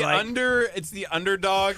Like I'm like Gardy. We need you. We need you in this joust. I can't play joust. I can't. I'm terrible at the it. greatest movie ever. I don't understand it. We're gonna do this. Me It's and an Tab's training is like ostrich. macaroni and cheese. Yes, or they're just Like- eating some mac and cheese and Okay, grilled cheese. I will say this: if there's an eating contest, there's no way y'all could beat us because we have been training for years, I don't like eating at know. food trucks, nonstop, judging food I competitions. don't know. Like I've been maintaining my curves for a long time. Kurt, take off your jacket. look, I order a Diet Coke I with can throw everything. down on some Pringles. Don't even play. Pringles is where it's at. So Man. right now it's 9:55. This is KHEA Radio. Is there anything else y'all would like to share during this time? I think we've gone over all Well, of. I do want to just encourage listeners to continue to follow us on social media or check out our website to find out all of the events we have coming up. We love our customers. Yes. We also want to encourage them to let us know if they have an idea or a concern or issue. Let us know. We want to help them, and we want to make the experience at the track the best experience that they've had every single time. And they can go to our website and just type up a little email and our chat, and We look send at it. them. We, We look read at them. it. They I come look to at our them. phones. Yeah, they come to our phones. I'm constantly looking at it. It's literally me that they are talking to, and sometimes Summer. But I really just want to say thank you to everyone. We were so blown away with how many people came to our 25th anniversary, and our customers were so grand, and everyone just had a great time. And we really loved seeing the community come together, and the Dickinson Chamber coming out, and it was just such a great event. And Yeah. we loved that people were really enjoying that day with us because it was a celebration for us. We were so excited about having that milestone. Like it was just, it's great. We're looking forward to our 30th. We're hoping to maybe. We're already talking We about are that. talking about We're our like 30th. fireworks. Yeah, Like, what- we're looking we into give away $1 million. fireworks. I don't Yeah. know, something. I mean, maybe that's too much, but So I just want You to heard it here apologize. first. Big announcement. that was not the big announcement. No. It was just the movies on the lawn, y'all. If you get a recommendation straight to y'all's phone from the website, it's like give Kurt an unlimited play pass card. Oh, Like God. I'm sorry because it'll probably come in. Yeah, it's all good. He's like, I've already sent one under my. Something blowing up. That's what we're fighting for. That's what we're giving up. You're giving up your chance for that Oh, the so card. Like is- if when we win, we get But what the if card. we lose? Like what do we do? you give us your car. Yeah, I was like, what do I win here? Yeah. You get his car. Your car. What You kind can of car have do you have? good Wait, luck. first of all, I got Good luck high standards on some vehicles. So what kind of car are we driving? It's a Jeep Compass. Oh, okay. 2010 with no 2010, AC, no Oh, gosh. 300,000 miles. You'll love it. No manual windows. I'll use it as manual like locks. That I'll is use it as a such derby dream car. mobile. right. I mean, you can go anywhere. Like the It shakes, it rattles. You have go-karts that are faster than the car. Probably, so there's yeah, that, it's but- okay. No wonder he has so much experience with go-karts. He basically lives in one. I drive one, every day. Racing man. it. It goes like 5 miles per hour. Oh my goodness. Again, that's great. thank you for joining us today. Y'all Thank are you awesome. for having us. Thank you. We'll reach appreciate out and get some stuff Yes. set up. This is KHEA Radio. We'll take a quick break. When we come back, we're talking to the Galveston Daily News. This is KHEA Radio, 99.5 FM. The real Christian life. Yep. Awesome. Thank you, guys. Thank you. We had a blast. We're going to be talking about the 40 Under 40 Award. Somehow somebody thought we needed to be nominated for that. Aww. I'm 41. They don't even know. No, you're not. I feel like it. Does Well, that that's cover how you feel? We're talking about how we're feeling. I'm 85. Yeah. 85. That's I really, feel like I'm 20. There you go. So you're eligible. yeah. You are still eligible. I'm 39, She's 39. for 2 more months. There you go. Yeah. She got 2 months. I'm 35, so I do feel like I'm 85 as well. Thank you guys so much for having us. Thank you Yes, so much. we've had a And blast. Thank we're you so gonna much. reach out and schedule some stuff. We're doing that giveaway, 100%. 100%. Thank you so Thanks. much. I appreciate it. It was a great time. Thanks. Thank you again. Thanks for coming in. Yeah. Watch out for your head. That thing. Yeah, it sneaks down. I bonked my head on that. I don't know how many times. I'm wearing like 6 inches. Hey, what's up, guys? Hey, let us know what you guys got going on. We just got done talking to Bay Area Raceway about everything that you can do and take your family to do this summer. So if you've been lately, let me know what you think. If you haven't been lately, then now's the time to go check them out again, because I went earlier this year for a birthday party, and it was a great time. And then I went back for that 25th anniversary. My son, he loves it. My daughter loves it. I love it. And I've been going since I was a kid, so it's always a great time. How's it going? I am well. Yourself? Good. Gardy. Gardy Leonard. Nice to meet you. Gardy. And then Kurt. Kurt. Yep. All right. So where y'all live? Just right there. Right here is perfect. Cool. So we're live on our Facebook page right now, and we're gonna go on the FM in a bit after we chat for a bit. So we're excited to learn everything that you guys got going on. Y'all been doing it for a very long time over at the Daily News. Texas' oldest newspaper. 1842. 1842, older than the state of Texas itself. Do I need to put these? You can You if you can, want to. yeah. You don't have to. Okay. All right, because this means you guys are listening to some other special music, or Right now, yeah, we're not really paying attention. It's No, it's no. Kurt's solo album. good solo album. Well, cool. Yeah. Thank y'all for having me here. No, thank you for being here. We're excited to have you on air. All right. So this will be cool. Is this your How's that first camera- radio interview? How's the camera? I look? would say so. Seriously? Yeah. First, well, thanks very much. This is my big break. You know, everyone tells us, they always say, you know, you guys got the face for radio and the voice for the newspaper. We take it There as an you accomplishment, go. 'cause There you go. The newspaper we think of is the Daily News, and we're like, thank you. Ooh, that's very nice of you. Thank Yeah. you. Thank you. So how long have you been in newspaper? Believe it or not, knocking on 30 years. Longer than you all have been alive on the planet Earth. No. No, yeah. I'm 30 years exactly. 30 He's years th- young. I'm 33. 33. All right. So in the I was a little- ballpark. I was How a about little- since y'all were in diapers? How's that? I'm There you still go. in. Oh, okay. Gardy. I was gonna get concerned if you said since 1842, and I'm like, 1842. Leonard, Well, are yeah. you the Daily News? Well, it's a special face cream. It's a special face cream, you know? The secret's still alive. That's So for right. 30 years, you've been in the newspaper industry. I have. As a matter of fact, I'm one of those rare unicorns that came out of college and actually does the thing went to college for. Yeah. I studied newspapers, media, mass communications, and right out of college went to work for a newspaper in the Midwest in St. Louis, and have traveled around the country since that time, and really enjoyed the industry and the relationship with communities. And Where are you so- from originally? Originally from Kansas City, Missouri. Okay. But I married a Texan, so that's how we were able to immigrate to Texas, because Yeah. she's a Texan. And our son was born in St. Louis, our daughter in Pittsburgh, our dog in Chicago, and we've lived twice in Atlanta. And, you know, it's part of the, if you enjoy living in different parts of the country, meeting different types of people in the world, and really enjoying the gumbo of America. It's a really cool business to be in. One of the first things I think of when I think of Kansas City, Missouri is one of my favorite bands. Well, the Get Up Kids, and then there's also Reggie and the Full Effect, which has been a huge influence on me musically, and that's what I think of. But really, but Kansas City, Missouri, because it throws me off like Kansas City, Missouri, like Kansas. I'm like, what's going on here? It is. It's a city with an identity problem, and both sides of the state line, the people on Kansas look at the side on Missouri and go, they're our strange cousins. And the same thing the otherwise. The people on the Missouri side look at those on Kansas and go, those are our strange cousins. Worlds of Fun is in the Missouri side. Worlds of Fun is on the Missouri side. That is right. Worlds of Fun. Just buckets of fun, too, What does that mean? Is that like a saying? It's like a Six Flags Over America kind of thing. Yeah. Worlds of Fun was a lot of fun. I lived in Nebraska, so that's where we would go to have fun. You had to go to another state. So you went to another state. That's funny. That's funny. You're from the Midwest. You went to school over there as well? Yeah, I went to the University of Central Missouri, studied mass communications. That's the university who was famous for Norman Vincent Peale, the inspirational author. He graduated from that school years and years ago. It was a good school, got a good experience. It was a mid-sized school, so I got to work on the radio station. Not really do the radio station. We did a couple of radio shows as part of our studies, and I did a little bit of the television. I did something, wrote for the newspaper, and I really liked the newspaper part of it. I loved the words. And I studied advertising and marketing as a minor with it. So it was fun. It was good. Yeah, it sounds fun. And then whenever you came down to Texas, you said you married a Texan? I married a Texan, and it took me about 25 years to get her back here. So I took her all over the country. Yeah. It was fun. So at one point, we lived outside Chicago.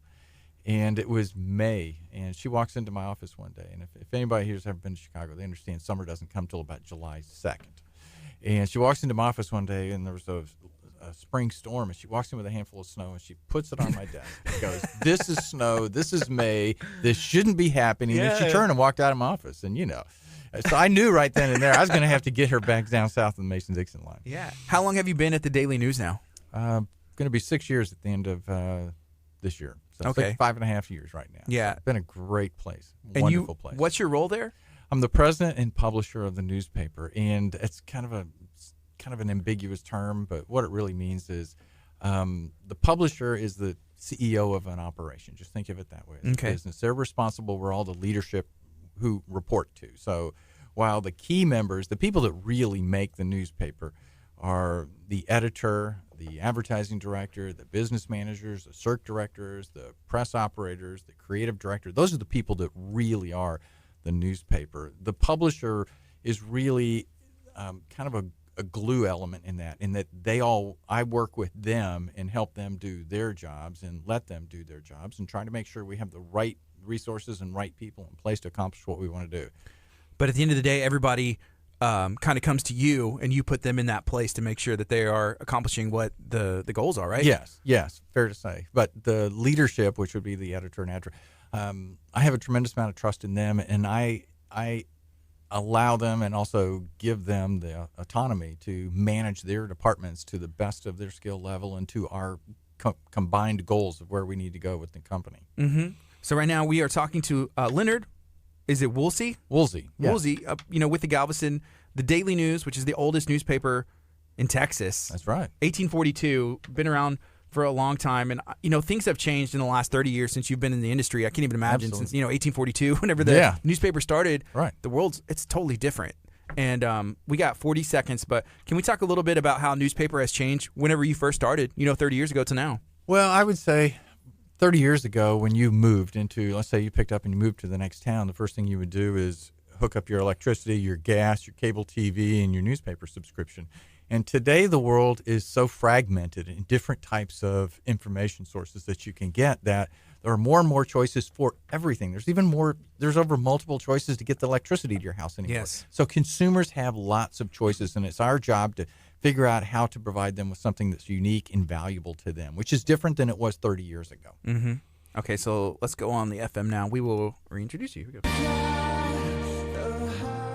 Good morning. You're listening to KHEA Radio 99.5 FM. This is Kickstart. I'm Gardy. And I'm Curt.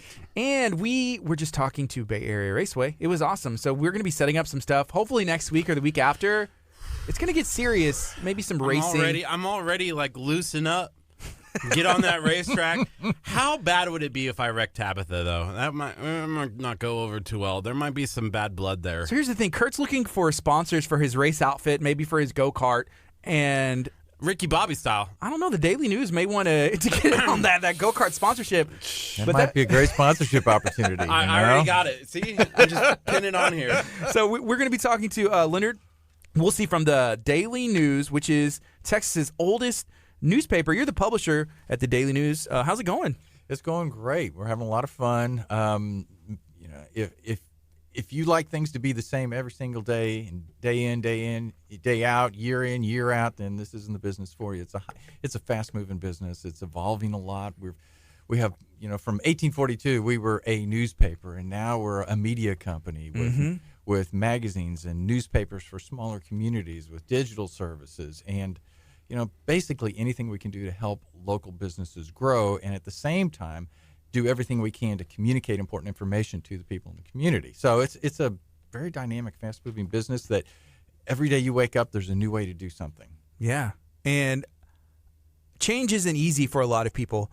Sometimes I can imagine, you being in the industry for 30 years, talking to you just for this little bit of time, you seem like, you got to change and evolve. But I think a lot of papers across the country maybe didn't realize that or take that approach. What is your thoughts on any of that?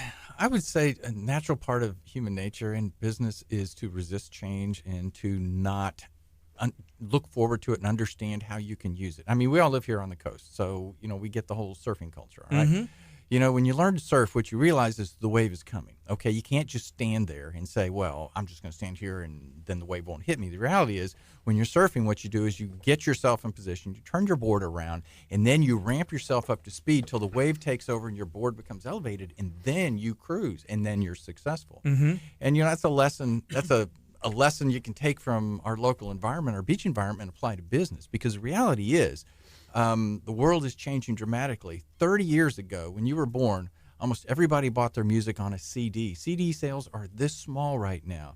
And artists used to make their money off the sales of a track of music. Now they make their music off of everything, or make their money off of everything but music. They make it off their sponsorships, off their clothing contracts, off their concerts. And so, media is a business that will forever change rapidly. And in this window that we are in right now, this technology window, you have to openly embrace the opportunity for change and understand that everybody's going to change the way they consume everything, not over decades, but over smaller windows of time right now. And that's what newspapers and magazines and any other business of this nature faces. I mean, it's getting to the point right now where you can have your groceries delivered not only the curb of the grocery store, but they'll now bring it to your house. I mean, just think about how much change has happened in your short life. Yeah, they'll even deliver it cooked for you if you really want it to. Absolutely. you can have ice cream from Haagen-Dazs delivered to your house these days. I mean, it's still just cold. Yeah. Yeah, I know. I'm not going to order ice cream and expect to. I've had pizzas show up an hour late, so I'm not ordering ice cream. Yeah. So, but anyways, that's the reality. So yeah, our industry is a lot like every other industry. There used to be 3 major networks for television, and everybody got ABC, NBC, and CBS, in your lifetime relatively. And now you flip on the television, you got 400 channels and 100 channels of one version of one topic. How many home improvement categories can there be, really? And so we all watch like the same 4 channels still, but we got 400. Exactly, which is why they won't sell it to you by the channel. Yeah. I have sell said it by the bundle. Minute that they do that, I'm buying cable again, because if I was, hey, you can buy 10 channels, you get to pick 10 channels, it's cheap. I'm doing that. Yeah, sports, news, and if you watch like one of the do-it-yourself channels or something. ESPN, ESPN2, ESPN Ocho. I know, but the economics is, some of them pay to be on the cable menu, and some of them they have to pay to be on the cable menu, so they're bundling them all together so that the margin at the end of the day is they're making money off it. If you just pick the ones you mentioned right there, those are the ones they pay the premium to get. And so yeah, it's just a business model. Yeah. But the consumer is in charge. The consumer is in charge these days. Yeah. So the Daily News, how can you get the Daily News today? Well, you can actually subscribe to the daily news. There's lots of different ways. People have different reading habits. We have the print edition that goes out 7 days a week to almost 50,000 readers over the course of the day, and that's all of Galveston County. We serve everything from League City all the way down to the island, Santa Fe West, and Texas City, and Lamarck, all these really great and important communities. And Galveston County is all intertwined, so this works really well as a model for us. You can get the print model, but when you subscribe to the print model, you also get all the digital servings that we have. And conversely, if you subscribe to our digital package, you also can have a print version of that paper delivered to your home at no additional charge. It's the same fee. Because at the end of the day, what we're doing is trying to create content that people want, and how they want it served to them, which is the term you would use, is really up to them. If you prefer to look at it on your phone, or if you like to look at it on your laptop, or you like to have it in your hands physically in the morning, we're going to find a way and get that to you. But at the end of the day, the quality of the content and the messages that are being delivered need to be of the highest standard, and also they need to adapt to how you want it. Like we were talking about the ice cream. Do you want to go into the ice cream store and eat it, or do you want to have it delivered to your house? It's the same sort of challenge. We need to figure out how each individual wants to have that service provided to them. Yeah, we have the same thoughts as well, because people will say, well, like, I'm only going to be on our custom app, I'm only going to be on the website or on the FM. It's like, no, why try and change the way somebody gets their news? Why try and change the way somebody receives information? Let's just take every avenue possible and hit them up every way. Absolutely. If you look at the way media is distributed these days, imagine somebody took a piece of glass, put it on a table, and you hit it with a hammer. Okay, that's what's happened in the last 25 to 30 years. It went from having maybe one big piece of glass or a couple little pieces of glasses to thousands of pieces of outlets. There was a time when what you're doing here right now was cost prohibitive. You couldn't operate a radio station without getting an FCC license and going to the government and saying, gee, would you please allow us to have a radio station, sir? Yeah. And it was up to the government to tell you yes or no. Now that technology has evolved, and having radio transmissions like this over the internet or through the air is now possible. So the landscape has flattened dramatically, and by doing that, think about those little pieces of glass, they're everywhere. So the consumer has opportunities to have messages that are more tightly directed to what they're interested in instead of being broad-based. Oh, yeah. That's why your show is successful. One of the things that we've talked about too, though, is we would never get rid of our FM signal. It kind of, like, you're probably never going to stop printing newspapers. Right. Maybe one day, but for us, we've had that conversation that we never want to get away from the FM, because it kind of comes with power in a way. Like it's we're not just two people who decided to put up an internet radio station. Right. We actually got approval and permission from the government to have an FM channel, and that's what makes right. it work. And absolutely, I mean, why would a person that decides to receive it over the radio be less valuable than the person that follows you on the air or on a podcast? I mean, the reality is, everybody you need to treat and with the same amount of respect and value, and figure out how to serve them. So you're absolutely right. The more channels, the better. And different people, demographics, style of living, they get their news different ways. They get their information different ways. Some people, will prefer the paper, like you said, but reach them where they're at. That's right. One of the things you mentioned earlier, and looking on the card, we've seen Coast Magazine. Yeah. We've seen some of these other publications that are coming with the daily news. Yes. Where did that idea come from, and why is that important? Well, the idea was, we serve this audience, and which is going to be the Galveston County market, which is about 300,000 people. But we're also have this area that people around Houston and Texas are fascinated with, because Galveston's one of the oldest communities in the state of Texas, and it was once one of the wealthiest before the 1900 storm, the Great Storm. So we've got this community, and we started to look at. Imagine if you were at McDonald's and all you made was a hamburger, and then somebody came in one day and said, "You know what? I'd like fish." And so you say, well, we just do hamburgers. You can go down the road and get fish. No, the reality is McDonald's had a kitchen. They had buns. They had they had pickles. They had everything they had in order, but they didn't have fish patty.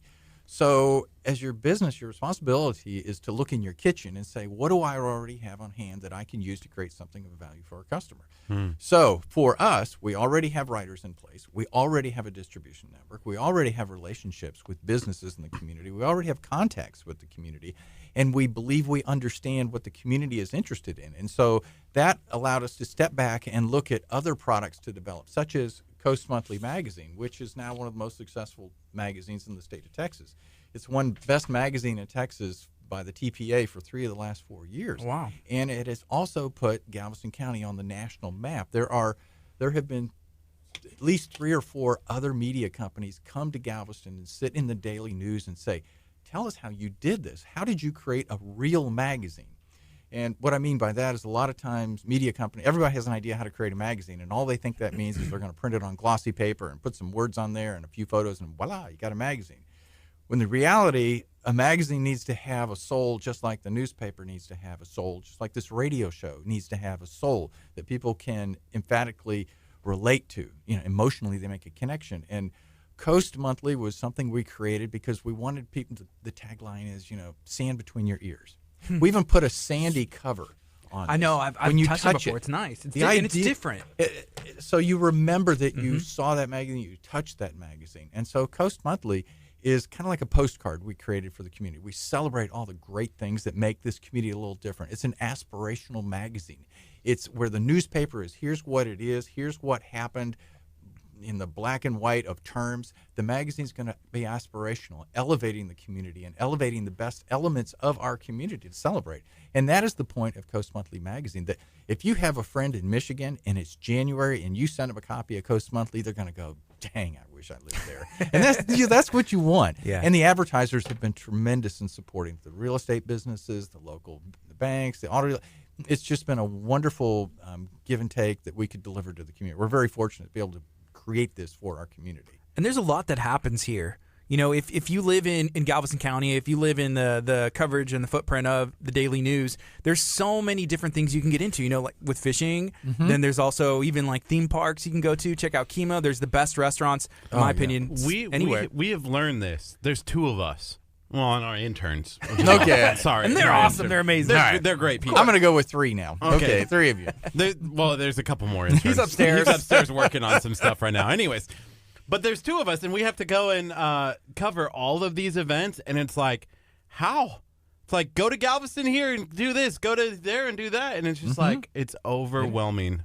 Galveston County is like a playland. It just is. I mean, you've got the KHEA Boardwalk with over 4 million visitors a year. You got the island with 7 million visitors a year. Go to 7.5. Right now, the port in Galveston is now the 4th largest cruise terminal in the United States. That's behind New York City, Miami, Fort Lauderdale, and L.A. And then you got Galveston, Texas. Think about that. Think of the company we're running in there. I mean, and what we do is sit outside of the 4th largest city in the nation, the metro, Houston. So we've got this built-in audience that is within a day's drive of our community. And we have everything from lots of wonderful residential opportunities in the League City and the mid-market. Then you've got unique living opportunities down on the island. Then you've got ranching opportunities on the western side of this. And then you've got this amazing petrochemical industry that we have in Texas City, which in itself is now evolving from that to a living community where more rooftops are going on. So this is just a great time to be in Galveston County. I agree. It's 10:20. This is KHEARadio.com, 99.5 FM. We're talking to Leonard Woolsey, the publisher from the Daily News, which is the oldest newspaper in Texas. And I think that's probably the coolest thing ever. Like the tagline, you remember that. It's like, yeah, the oldest news. It's kind of a saying or a tagline, but it's the facts. It's our unique selling proposition. Yeah, it really is. And it's an emotional connection to Texas. This newspaper is a part of Texas history forever. We don't have a tagline yet. You don't? No, we're just KHEA Radio, the guys that love tacos. It doesn't really like do anything for us. No, but we do get a lot of tacos given to us. It just happens, which is nice because there's a lot of amazing restaurants in our area. Is great with Mexican Well, food. you know what they say, when life gives you lemons, go find some tacos. That's our new tagline. Can we use that? Hey, there it is. We actually have a Talk of Taco group. So if you're watching right now and you are not a part of the Talk of Taco group, you need to go do so. It's just where you get to post pictures of tacos. There's amazing tacos in our area, so go and post those pictures. Isn't a taco like the most perfect food item? It comes in its own little serving container shell. You have options of hard shell, soft shell, flour, corn. You can put shrimp in it. You can put chicken in it. You can you can make a fruit taco. I mean, it's just like the world's most perfect food. We've decided this as well. You've heard of barbecue cook-offs, right? Yes, absolutely. You've heard of all of those. Oh, yeah. But have you ever heard of a taco cook-off? No, I have not. And I think So, that's an awesome idea. KHEA Radio, we are doing a taco cook-off in September. Dates still to come. Partnering but with the United Way. We're right in partnering Galveston with, County. we're waiting on Really? the United Way to tell us one more, say, hey, yes, you can have that date at that location. But we partnered with them. We had a meeting last week, but we're doing a taco cook-off. There's going to be 4 categories, and we cannot wait. Do you know where it's going to be or anything? Are you still in the planning in stages? Texas City or Lamarck, and we're waiting on a clearance from the location that we are hoping, and that's kind of like the last thing we're waiting for. But we're excited. Oh, would you guys like a sponsor? We would love a sponsor. Wow, I know Coast Monthly would love to be a sponsor that'd be of the awesome. first annual taco contest. Okay, that would The be taco awesome. cook-off, yeah. All So- right, I think that's awesome. Yeah, Cool. it's going to be great. Again, I'm maybe just because I'm a taco fan. It's all good. Are you going to be entering your tacos? Well, I don't know. We'll have to see. I'm really not much of a cook past the microwave. Well, but maybe you can help us judge. maybe I can. Now that I can eat a taco. That I can do. I can eat a taco. So when we get done with all this, let's make sure we catch up, and we'd be interested in helping. That's a cool idea. It fits into the quirky fabric of our community, right? Yeah. Why not? Okay, so the daily news. Curt used to be a news reporter. He was on Fox in Nebraska. Where he's from, right? Mm-hmm. So we've talked about news and reporting and just if it's a story, and we've gone back and forth. I'm like, Curt, that's not news. Mm-hmm. And so he has some things that he thinks qualify as news. For the daily news, what kind of counts as news? Like, what are the things that you're looking for? Is there a checklist? Yes, there is. What counts as news is also, it's not a black and white definition. It used to be what people are talking about, but the newspaper is a balance of information that people are talking about, but also information they may not know about that they are going to talk about, which is kind of the difference between the newspaper and social media, where social media is more a reactive medium, where people are saying, oh my God, a car just hit a tree, and a boom, picture goes up. Or Yeah. did you hear so-and-so did this? Boom. The newspaper will, like yesterday we sat down and the port had a big presentation about this large plan to convert the port of Galveston into something much more extensive than what it is right now, even including luxury yacht slips and things like this. And the reality is most people don't have the time to go sit down and look at that and read through a 600-page document and say, that makes sense, that makes sense. Wait, we can't do that. That's real. It's our job to take information that, for the most part, everybody's out doing their 8-to-5 job, and also is coming home and getting the kids ready and run them to soccer practice. Our job is to look at information and analyze it and kind of vet it and say, this is important. You may want to know about this. This can lead to increases in your taxes. Now, we also might say, look at it, read it, go, wait, this doesn't make the cut. This isn't going to potentially impact somebody's life. But the idea of a newspaper is that we take large amounts of content and process it and vet it. And you also will know that the people that handle it, much like you are as a professional journalist, you understand your ethics about telling the truth. Mm-hmm. You understand that if you go out there publicly with that information and it is blatantly false, you are legally liable for it. Whereas if we take that information, you just post it up on a social media site and it's gone, or it's incorrect, it can come down instantly, and there really is no legal ramifications for that, which is why you see a lot of wildfire spreading of information. And so, which comes to that phrase that we've all learned to say for the last couple of years, fake news, which is content that may be very shallow or intentionally misleading.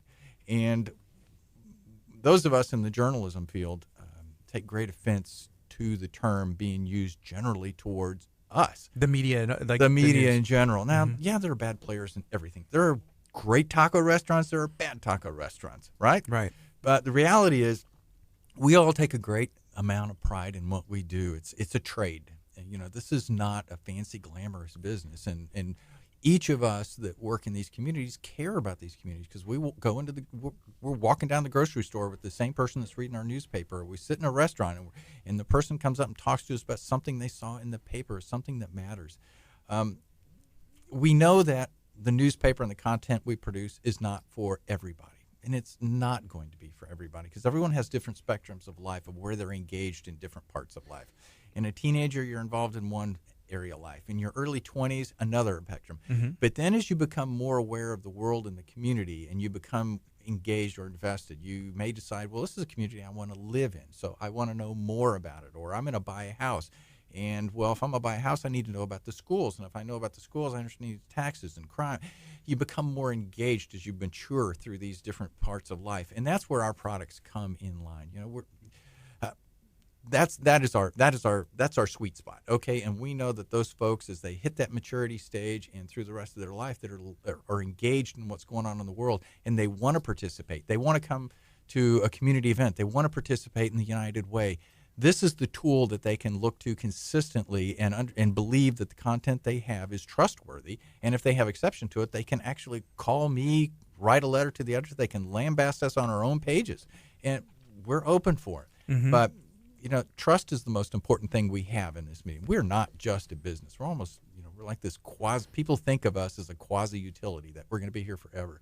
The truth is, we're a business, and if we're not supported and able to generate support by local businesses and local subscribers, the newspaper will go dark, meaning you're seeing places in the country where they're becoming newspaper or information deserts, where there is not a source of real news coming into it. And I fear for that, because as a democratic nation like we are right now, we need to have consistent voices of information that are not polarized.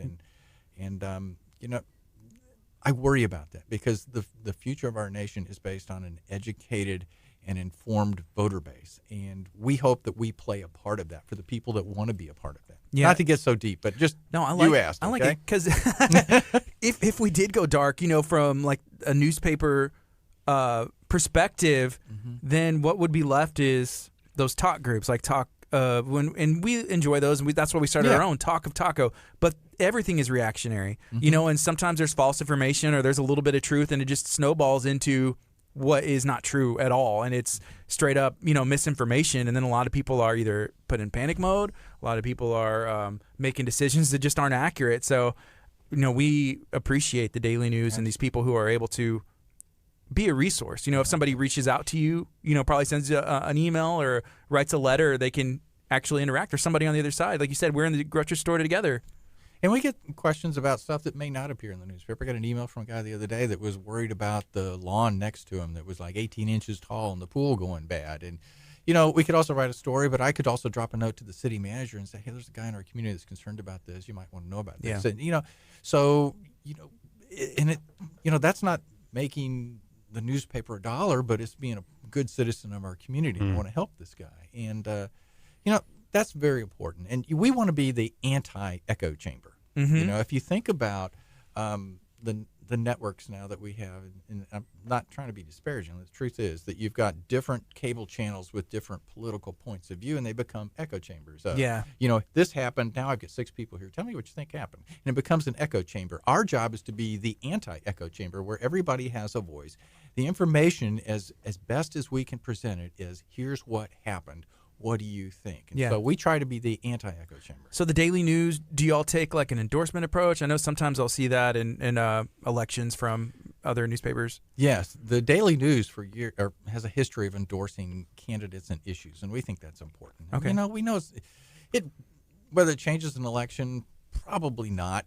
Might it change somebody's mind or give them pause and invite them to look more deeply into how they cast their vote? It very well may. And if it does, that's great. Then we've served a purpose of asking somebody to double check what you're thinking. And if they do, then that's great. Yeah. And we're happy. That's just part of our role. Who gets to decide those endorsements? Because I'm sure even on the staff, that's part of the beauty, getting people who decide, different things and come from different walks of life. Well, at the Daily News, we have an editorial board, which consists of myself, Michael Smith, our editor, Laura Elder, who is our managing editor and also editor of Coast Monthly, and Dave Matthews. And we meet regularly about issues of concern for the community. And sometimes we'll be sitting in the same room. Sometimes we're going to talk emails. But we also know each other well enough that we know that we're not always going to agree on something, and we'll take that. We'll allow that person to have that point, and we'll come to it. When we make certain endorsements, I've got folks in my leadership team that disagree with the particular endorsement. But the hard truth is, the decision of the leadership of the editorial department is what that opinion is going to be written about. It's not a democracy that we asked 9 people in the paper, what do y'all think? Yeah. It's a core group of people that we trust the opinions, and they're they're versed in understanding those decisions. Not that the others aren't important, but you got to have a smaller pool of people. And you're looking at the good of the city for And the good of the absolutely. That brings up a really good point, if I might. A lot of people Sure. say in the media you've got an agenda. Well, and some people say, "Oh no, we don't have an agenda." Well, the reality is we do have an agenda. Now, is it a Republican agenda or is it a Democratic agenda? No. The agenda is to move our community forward and address problems and concerns in our community, be kind of a voice of the community. So when we look at something, part of our agenda, if we have let's just say you have a terrible school system and you're not happy with your school system, that's going to be part of our agenda now, is to focus on asking questions about why the school system is not good, how could it be better, what choices do we have? Or if we've got bad roads, part of the agenda might be, till we've worked this thing through, why are the roads so bad and when is somebody going to fix them? So, agenda is not necessarily a dirty word or a bad thing. What it means is, do you have a purpose of where you're going, or are you just driving along with the hands off the wheel? And, we don't believe that. I mean, if you don't stand for something, you'll fall for anything. I think Winston Churchill said that. So. Mm-hmm. What do you think, Kurt? I was just going to say, the conversation that Gardy and I had in the past, because, again, I grew up in news. I studied news. I have a broadcasting degree. And the one thing that we've always talked about is news is something that affects somebody's life. So backed up traffic, right? Yes. Like, to some people that makes no sense to have that in news. Yeah. But it affected somebody's life, or could potentially affect your life. If you're trying to go to Galveston and there's a backed up road, due to construction in our area, due to construction or something, yeah. you're not going to want to you're not going to want to jump in the car and waste 2 hours being stuck in traffic. Absolutely. So the news has to inform those people about what's going on because of that reason. Right. If they're engaged. And even on page 2 in the daily news every day, we run a list of traffic closures and road closures. So people that are regular readers of the daily news get that information and they know that. And I might also say, what you're talking about news, we've got the print version, which is still highly popular. And there's a lot of people that just say, you're just going to have to pry that thing from my cold fingers. Okay. And that's great. And I enjoy that read. We also have a digital version, which is kind of that you'll see on a website. We have a version for the phone that you pick up in the morning. We have a replica edition, which is a digital version of what you see as this printed paper. And then we also have another tool that's very important called newsletters that you can sign up. And you were talking about there's certain categories you might be interested in. That at 5 o'clock in the morning, you're going to get an email delivered to your box telling you what the weather's going to be that day. Or what happened in sports. What happened to that baseball team over in Angleton last night? Or what's the fishing report? What's going on? Should I go fishing today? And we have people from a reader in Austin that subscribes to this newsletter saying, this is the tool I use to decide whether I drive to Galveston this weekend and go fishing. That's so awesome. People subscribe to these pieces not far outside of Galveston County as well. While Galveston and League City, Mid-County are the two hot spots for our digital readership, we have a huge number of folks that read us digitally inside the Houston area, because those folks are travelers, day trippers down to Galveston. Mm-hmm. The funny thing is the Omaha World Herald, which is owned by Warren Buffett, Correct, is one of the things that I've actually still subscribed to and still look at online every once in a while. It's a cheap rate, but a lot of the articles are similar to what the Galveston County you have to pay to read some of those. Right. But yeah, I still subscribe, and I'm not even there, but I like, especially during football season when Nebraska football is going on and it's a big deal. That's right. Man, I'm reading all those articles because you get an insight to it. That's right. It's more than a surface level base of information or analysis that you're getting. That, if you just surfed online and got AP and received a commodity type story, it would be very shallow. But you're really interested. You're a Type A fan, so you want to get the extra scoop, which is why you do what you do, and that's great. And thank you for supporting a local paper. So right now it is 10:35. This is KHEARadio.com, 99.5 FM. We're talking to Leonard Woolsey, the publisher of the Daily News, the oldest newspaper in Texas. Can we talk a little bit about the 40 under 40? We saw this last year for the first time. Yes. Our good friend Chef Mary Bass and then Concetta Maceo Sims, who runs Maceo's down on the island. They were both in the publication. Absolutely. So where did that idea come from? Well, we talked earlier about looking for opportunities to tell good stories about the community. We've got the newspaper, we launched Coast, and then we started looking for other things. And there's you'll hear in certain circles, well, there's nobody young living in Galveston County anymore. Well, that's really not true. There's a lot of folks that live under the age of 40 and even under the age of 30 that live in this community, many that have moved here, and they're involved, making a difference in this community. The future of a community is dependent on the base of young leaders that are coming up. For example, I'm on one end of the spectrum. You all in this room are on the other end of the spectrum. And while I'm currently the guy with the, at least at the newspaper, I've got this wheel. I know there's somebody coming up behind me. Could be you. Could be you, Curt. Okay. And those leaders. Oh, yeah. He's gonna go get that soundbite. But it is me. As sent by the publisher of the. There you go. I just the endorsement right there. But the reality is there's a lot of young people in this community doing great things, and it's important for us in our community to recognize them and point them out. And what this 40 Under 40 publication, this was last year's edition, and we're in the process of producing the one that now will come out in July. We've had nearly 200 people nominated, or nominations, and I think there were like 120 actual nominations. Some people, individuals being nominated, some people were nominated multiple times.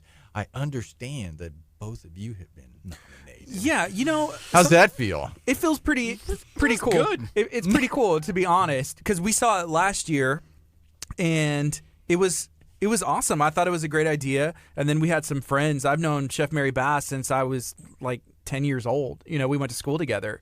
And I thought it was amazing. I feel like though, if we're not gonna, do you know who's gotten nominated yet? Do you?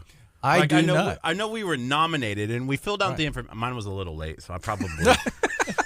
I was hoping maybe because we were bringing you on that if I was like a day late, that it would still be okay. But the hardest part is for us is like filling out the information. It was like, what accomplishments do you have? And we're like. And if we would have had this interview before, it was like we got to interview Leonard, the publisher. That would be my biggest accomplishment thus far in life, right? And it's amazing. Well, the truth is, those of us at the Daily News have nothing to do with the selection of the winners, which is kind of the beauty of this whole thing. We ask people who are already in leadership positions throughout Galveston County who may or may not know of these individuals to read the entries, and then they whittle them down to the 40 individuals. That would be the 40 under 40, and then we reach out and say, would you complete an additional piece so that we can share this information with the community?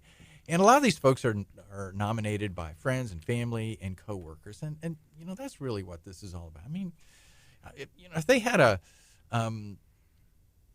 kind of a cool person category under 60, I wish I was being nominated, but 40 under 40 is pretty cool. And I know when I was coming up in my career, it would have meant a lot to me to at one point be able to say I was recognized by my peers, which is my community and business community, as one of the up and comers, the people that are going to move forward.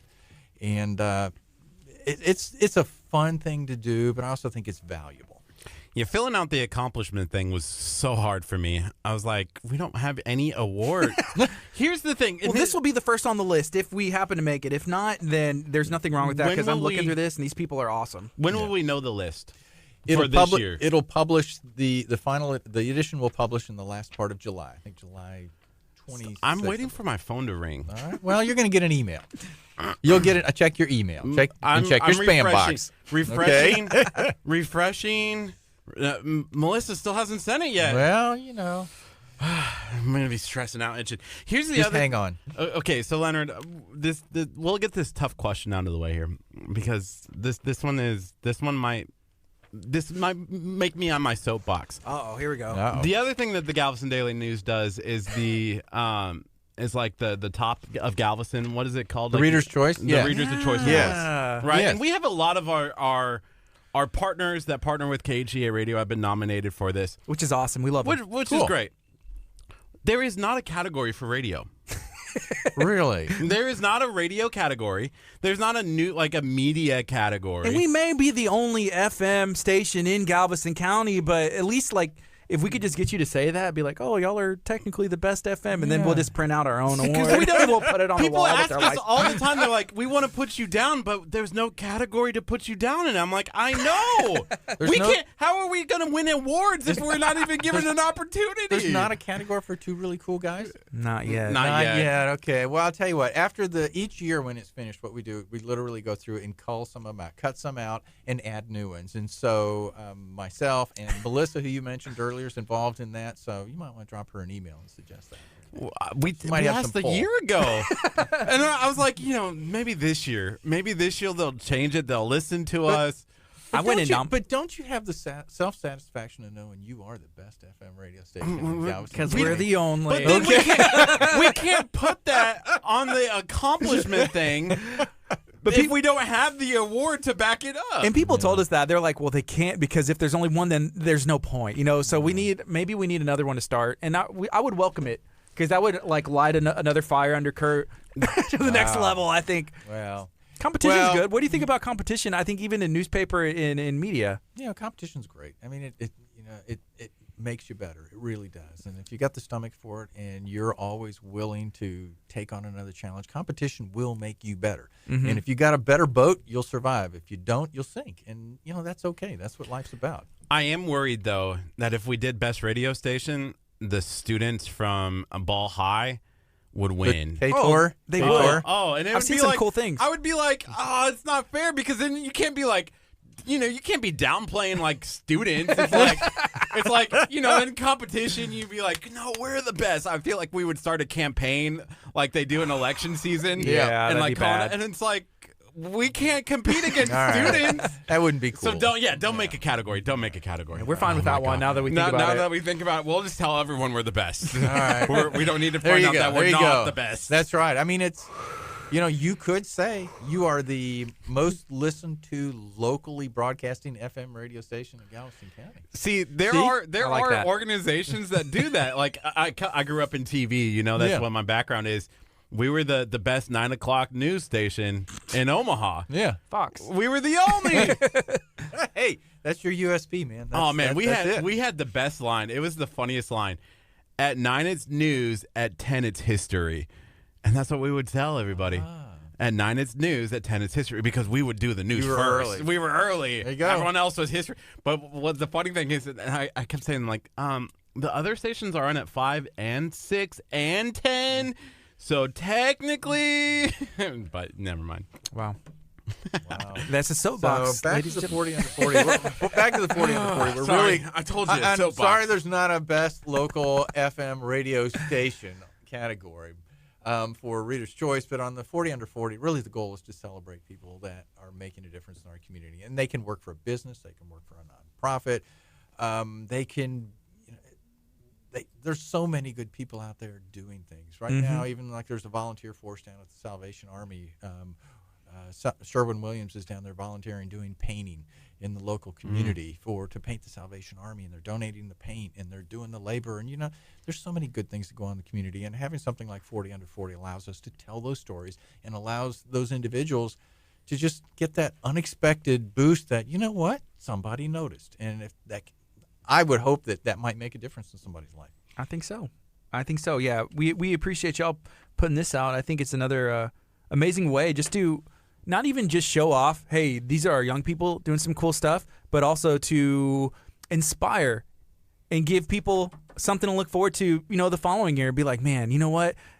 They did that. I can do something to make a difference in my community too. Why not? I had one lady email me almost year-round this year saying, when is the entry open? When is the entry open? When is the entry open? Is it Kurt's mom? Yeah, it was your mom. Now, but then, and then even after the deadline passed on May 15th, I got probably a good half dozen or more emails, people saying, I know I missed the deadline, can I still get in? And, unfortunately, we have a computer program that we use with a time bank on it, and so it stops and starts. And so, but it just shows you there's that kind of pent-up interest in this event, and it's building year after year. And the businesses that step forward and support it are not only supporting the employees that they have in it, but a lot of them are just supporting the whole spirit of youth leadership, which is important. Sending a big message. Can you imagine if I got picked to be in the 40 under 40 and I didn't? I would be okay with that. Even if I you turned it wouldn't. in late. I wouldn't be. I mentioned you in the little thing. So when it was asking, and I know you didn't mention me at all because in your head it's No, I did. I put your name. I said Gardy and no, I said I am the morning. No. But yeah, it's really cool. The 40 under 40, the idea, the magazine is done really well and it looks good. That's actually my first time to hold it in my hand because I saw it online. Did you? Yeah, you Yes, read the digital version. I did. Because that's another channel. So there Yeah. you go. You know, I Cool. feel though. Can we just both like? You're going to create some animosity between us if one of us is chosen. Like I feel like it has to be like we're one person in a way. Kind of like if Robin got picked as best Caped Crusader and not Batman. Right. There you go. Okay. Right? Yeah, you can't do that. It's Batman and Robin, not Batman. You're like my little puppet. You know, like the But Batman got his own. Batman got his own movie. Robin didn't. yeah. What is up with that? Stinking Robins of the world. Okay, so we have the 40 under 40. You know, there's Coast Magazine. Is there anything else in the works that, ideas or brainstorming like, hey, we can also launch something else? Yes, there's always something in the hopper. And right now we're finding a lot of new digital tools that people are interested in having. And the digital tools we have, we don't spam folks. We just don't send it out to them blankly. We ask people to opt in, which means we don't want to become part of the problem. So if you receive it from us, I assure you, you asked to receive it from us. And so those are a lot of the tools that we're using right now, like the fishing report.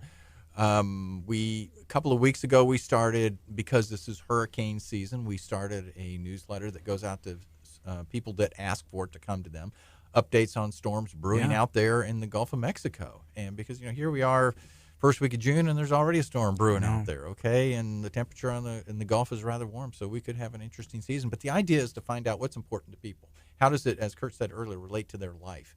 And figure out, because the tools that we have is we have people that can gather and write information and package it so that people can digest it and act on it and use it. We have delivery tools. We have relationships with advertisers that are looking for eyeballs. And so we can connect those two to make a mutual relationship out of it. And we also have the financial support of this newspaper. Is the oldest in the state of Texas, and it's a successful business in this community, and it's not going anywhere. Right. It's just not going anywhere. And so as long as we continue to reinvent what we do every single day and go from the 1955 McDonald's that just sold a hamburger to the McDonald's today that has everything, including McRib is back, you've got to think of your business as a kitchen. And what kind of tool set do you have back there, and what else can you create from it? Mm-hmm. We're speaking to Leonard Woolsey from the Galveston Daily News. The Daily News, the oldest newspaper in Texas. He is the publisher. You mentioned earlier about, you in your position now, and there's the young people that are coming up. Mm-hmm. What are y'all seeing or hearing or doing to inspire that next generation of people that go into the print industry, people that go into newspaper?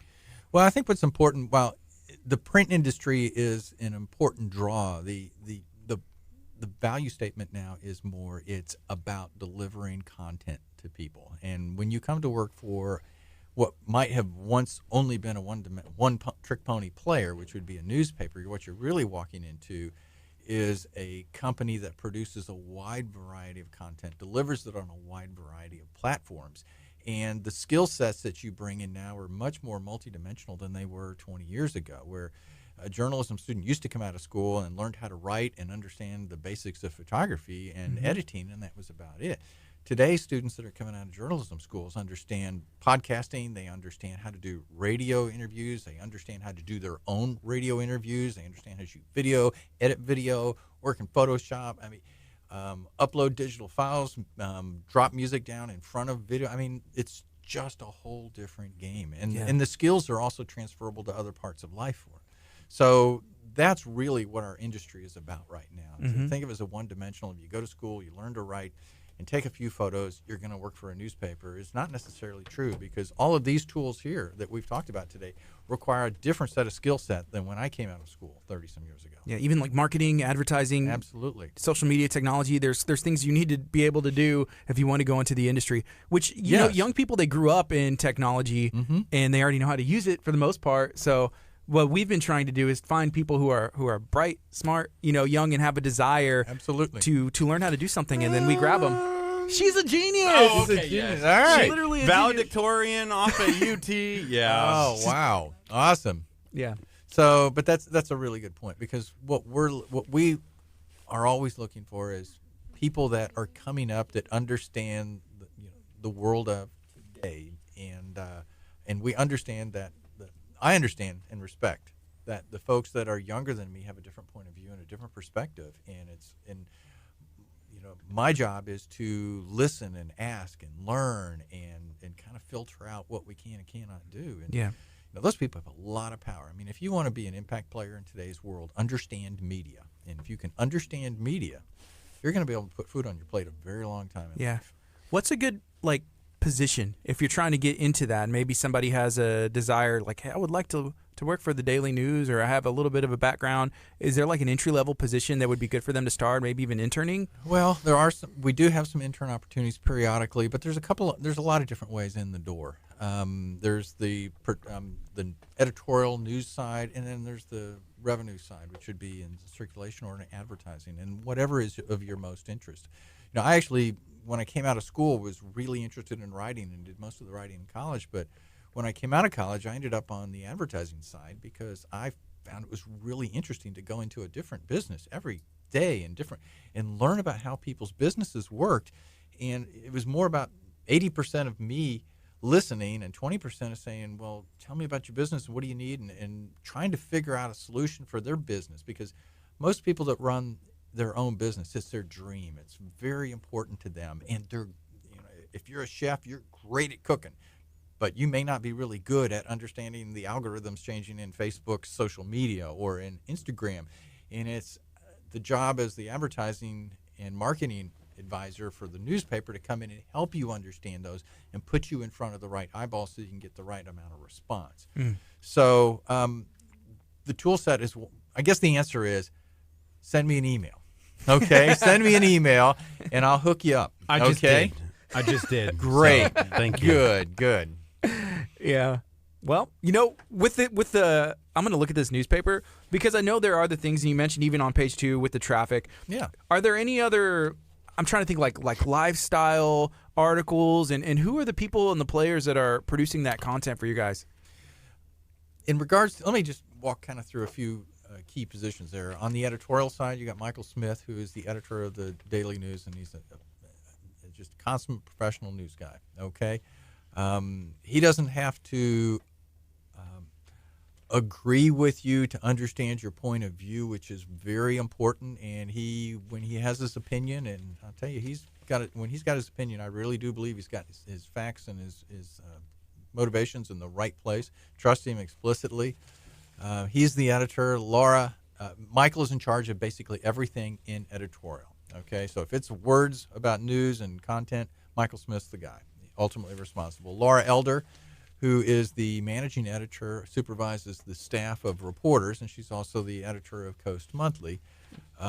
She helps make the daily assignments of what reporters, what photographers, where they're going to go, what they're going to do when they cover. I saw her tune in for a little bit earlier. Did you? Actually, yeah. I think we're friends on Facebook somehow. Oh, okay. It's awesome. Incredibly talented individual, just somebody I absolutely adore working with because I have a tremendous amount of respect. On the creative side, we've got Melissa Rivera, that you see as the creative designer for Coast Monthly. James McComb on the sports side, who's a terrific sports guy, just really tuned into our community. On the advertising side, we've got Debbie Keith and a good number of salespeople that go out and work with the community. I've got Vaughn Mascaro, who is our circulation director, David Kirby, who is our press supervisor, Delora Berry, who's our controller, and a controller is the person that tells me that's a really bad idea, Leonard, or that's a really good idea when it comes to money, because you have to have that person. Mm-hmm. And the nice thing is about all these people live right here in Galveston County, okay? So the newspaper is represented by the people that live in this community, and that's important. It really is important. That's awesome. There is a photographer that we know that has actually been out here and done some stuff with us, who works for the Daily News, and she was begging and say, "Hey, he's going to be on. Can I get a raise?" No, she was she didn't. She didn't. We did see her, though, because we went to the Lamarck High School graduation as we were working with the city of Lamarck, and we worked with some of the other cities to produce content for them. And Video-wise, yeah. and we'll bring them in and some other stuff. But, yeah, she was out there. So that was kind of cool to see her cool. capturing that. Do you know event who as it well. was? Kelsey. Yep. Yeah. Kelsey's terrific. Yeah, she's she's everywhere. She's a good young talent. She is, and I say young because everybody's young to me. Okay, it's not, I don't mean that in a dismissive way at all. Yeah, she had just started, I think, after Harvey. Yeah, that's 'Cause where we she first met her, was here. over here. That's And- right. And she's like, "Hey, I work for the Daily News." Yeah. It was awesome. You know, think about as the newspaper of record, the Daily News as it is, just in the last couple of years, you talk about Harvey. Think that's a lifetime event that has happened here. And then we had the tragic shooting at Santa Fe. I mean, a lifetime event that happened in this community. And whereas the major networks are going to have to put people on planes and fly them all in within minutes, we had half a dozen to 10 people out there in the market with relationships with the people, helping to tell this story. And one thing I want to make a point about is we have, for example, the Santa Fe story, we approached it much differently than the national news. This was not the, here's my microphone, put it in someone's face and say, tell me how you feel, and we already know they're crying.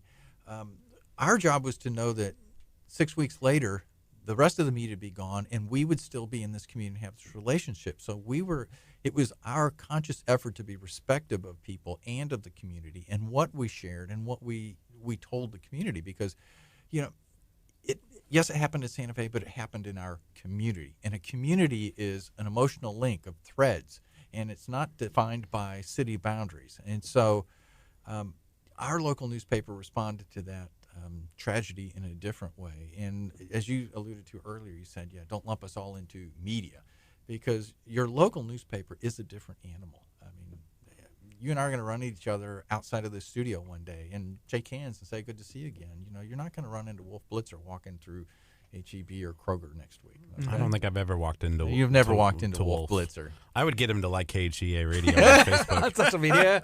He would. I'm not leaving until he does. Hey, thank you for joining us. We're about out of time. Is there anything else you would like to share while you're here right now? Well, here, I'm going to make a pitch. Okay. I'm going to make a pitch. I'm going to invite the community to think again about supporting local journalism. Local journalism is important for a lot of reasons. We talked earlier about the need to be an informed voter or informed citizen, know when to make the right decisions, how to make the right decisions, and even read something in here that you may disagree with. But I would invite you to subscribe to the Daily News, because the newspaper is an institution of our community, and it's a tool in our community. It's more than just a business. And being the oldest newspaper in the state of Texas makes it a part of Texas history and one of the more important newspapers in the state of Texas. So I would invite you to give us the opportunity to serve you, okay? And the same thing with advertisers. If there are those out there that would like the opportunity for us to tell them how we can deliver audience to their business and help their business grow, because if it grows, then we're all successful in this equation, reach out to me. My email address is leonard.woolsey@galvnews.com, and leonard.woolsey, WOOLSEY, @galvnews.com. And just tell me what you're interested in. Tell me what you like, don't like. If you would like to subscribe, advertise, or write a letter to the editor. All of those things are important. And I would invite you, make a local newspaper a part of your life. We appreciate you. I know you're a very busy man, but coming in here was awesome. We appreciate you doing that. I'm so happy to have been here, and thank you all for having me. Thanks for what you're doing in this community, because you guys are making a difference. Thank you. Yeah, go check out the Daily News. Make sure you subscribe. Go support local news. It's very important. It's the oldest newspaper in Texas, and it's going to keep going for years to come. And it's an opportunity for you to advertise, find out information that actually matters, and is going to affect your life. Yeah. We got a lot going on still the rest of the day. You can tune in to 99.5 FM, where there's 24 hours a day, 7 days a week, Christian music playing throughout the community. Coming up tomorrow on Kickstart at 9 o'clock, we're going to be talking to Six Brothers, a local I think cement company. They do cementing. They had an awesome truck that we got to film yesterday for our video. Flew the drone around it. Oh, it was awesome. I can't It wait goes to show. 170 feet in the air. It's ridiculous. I can't wait to show some of that video. And then Antonini's Subs and Steaks is going to be in at 10 o'clock. So we're going to have a great show. Make sure that you tune in to KHEA Radio 99.5 FM. It's KHEA Radio. It's 11 o'clock. Again, go download the KHEA Radio app. It's available now everywhere. Just search KHEA. Let us know what you think. All right. Bye, Facebook. Have Bye, a great guys. day. Thank you, guys.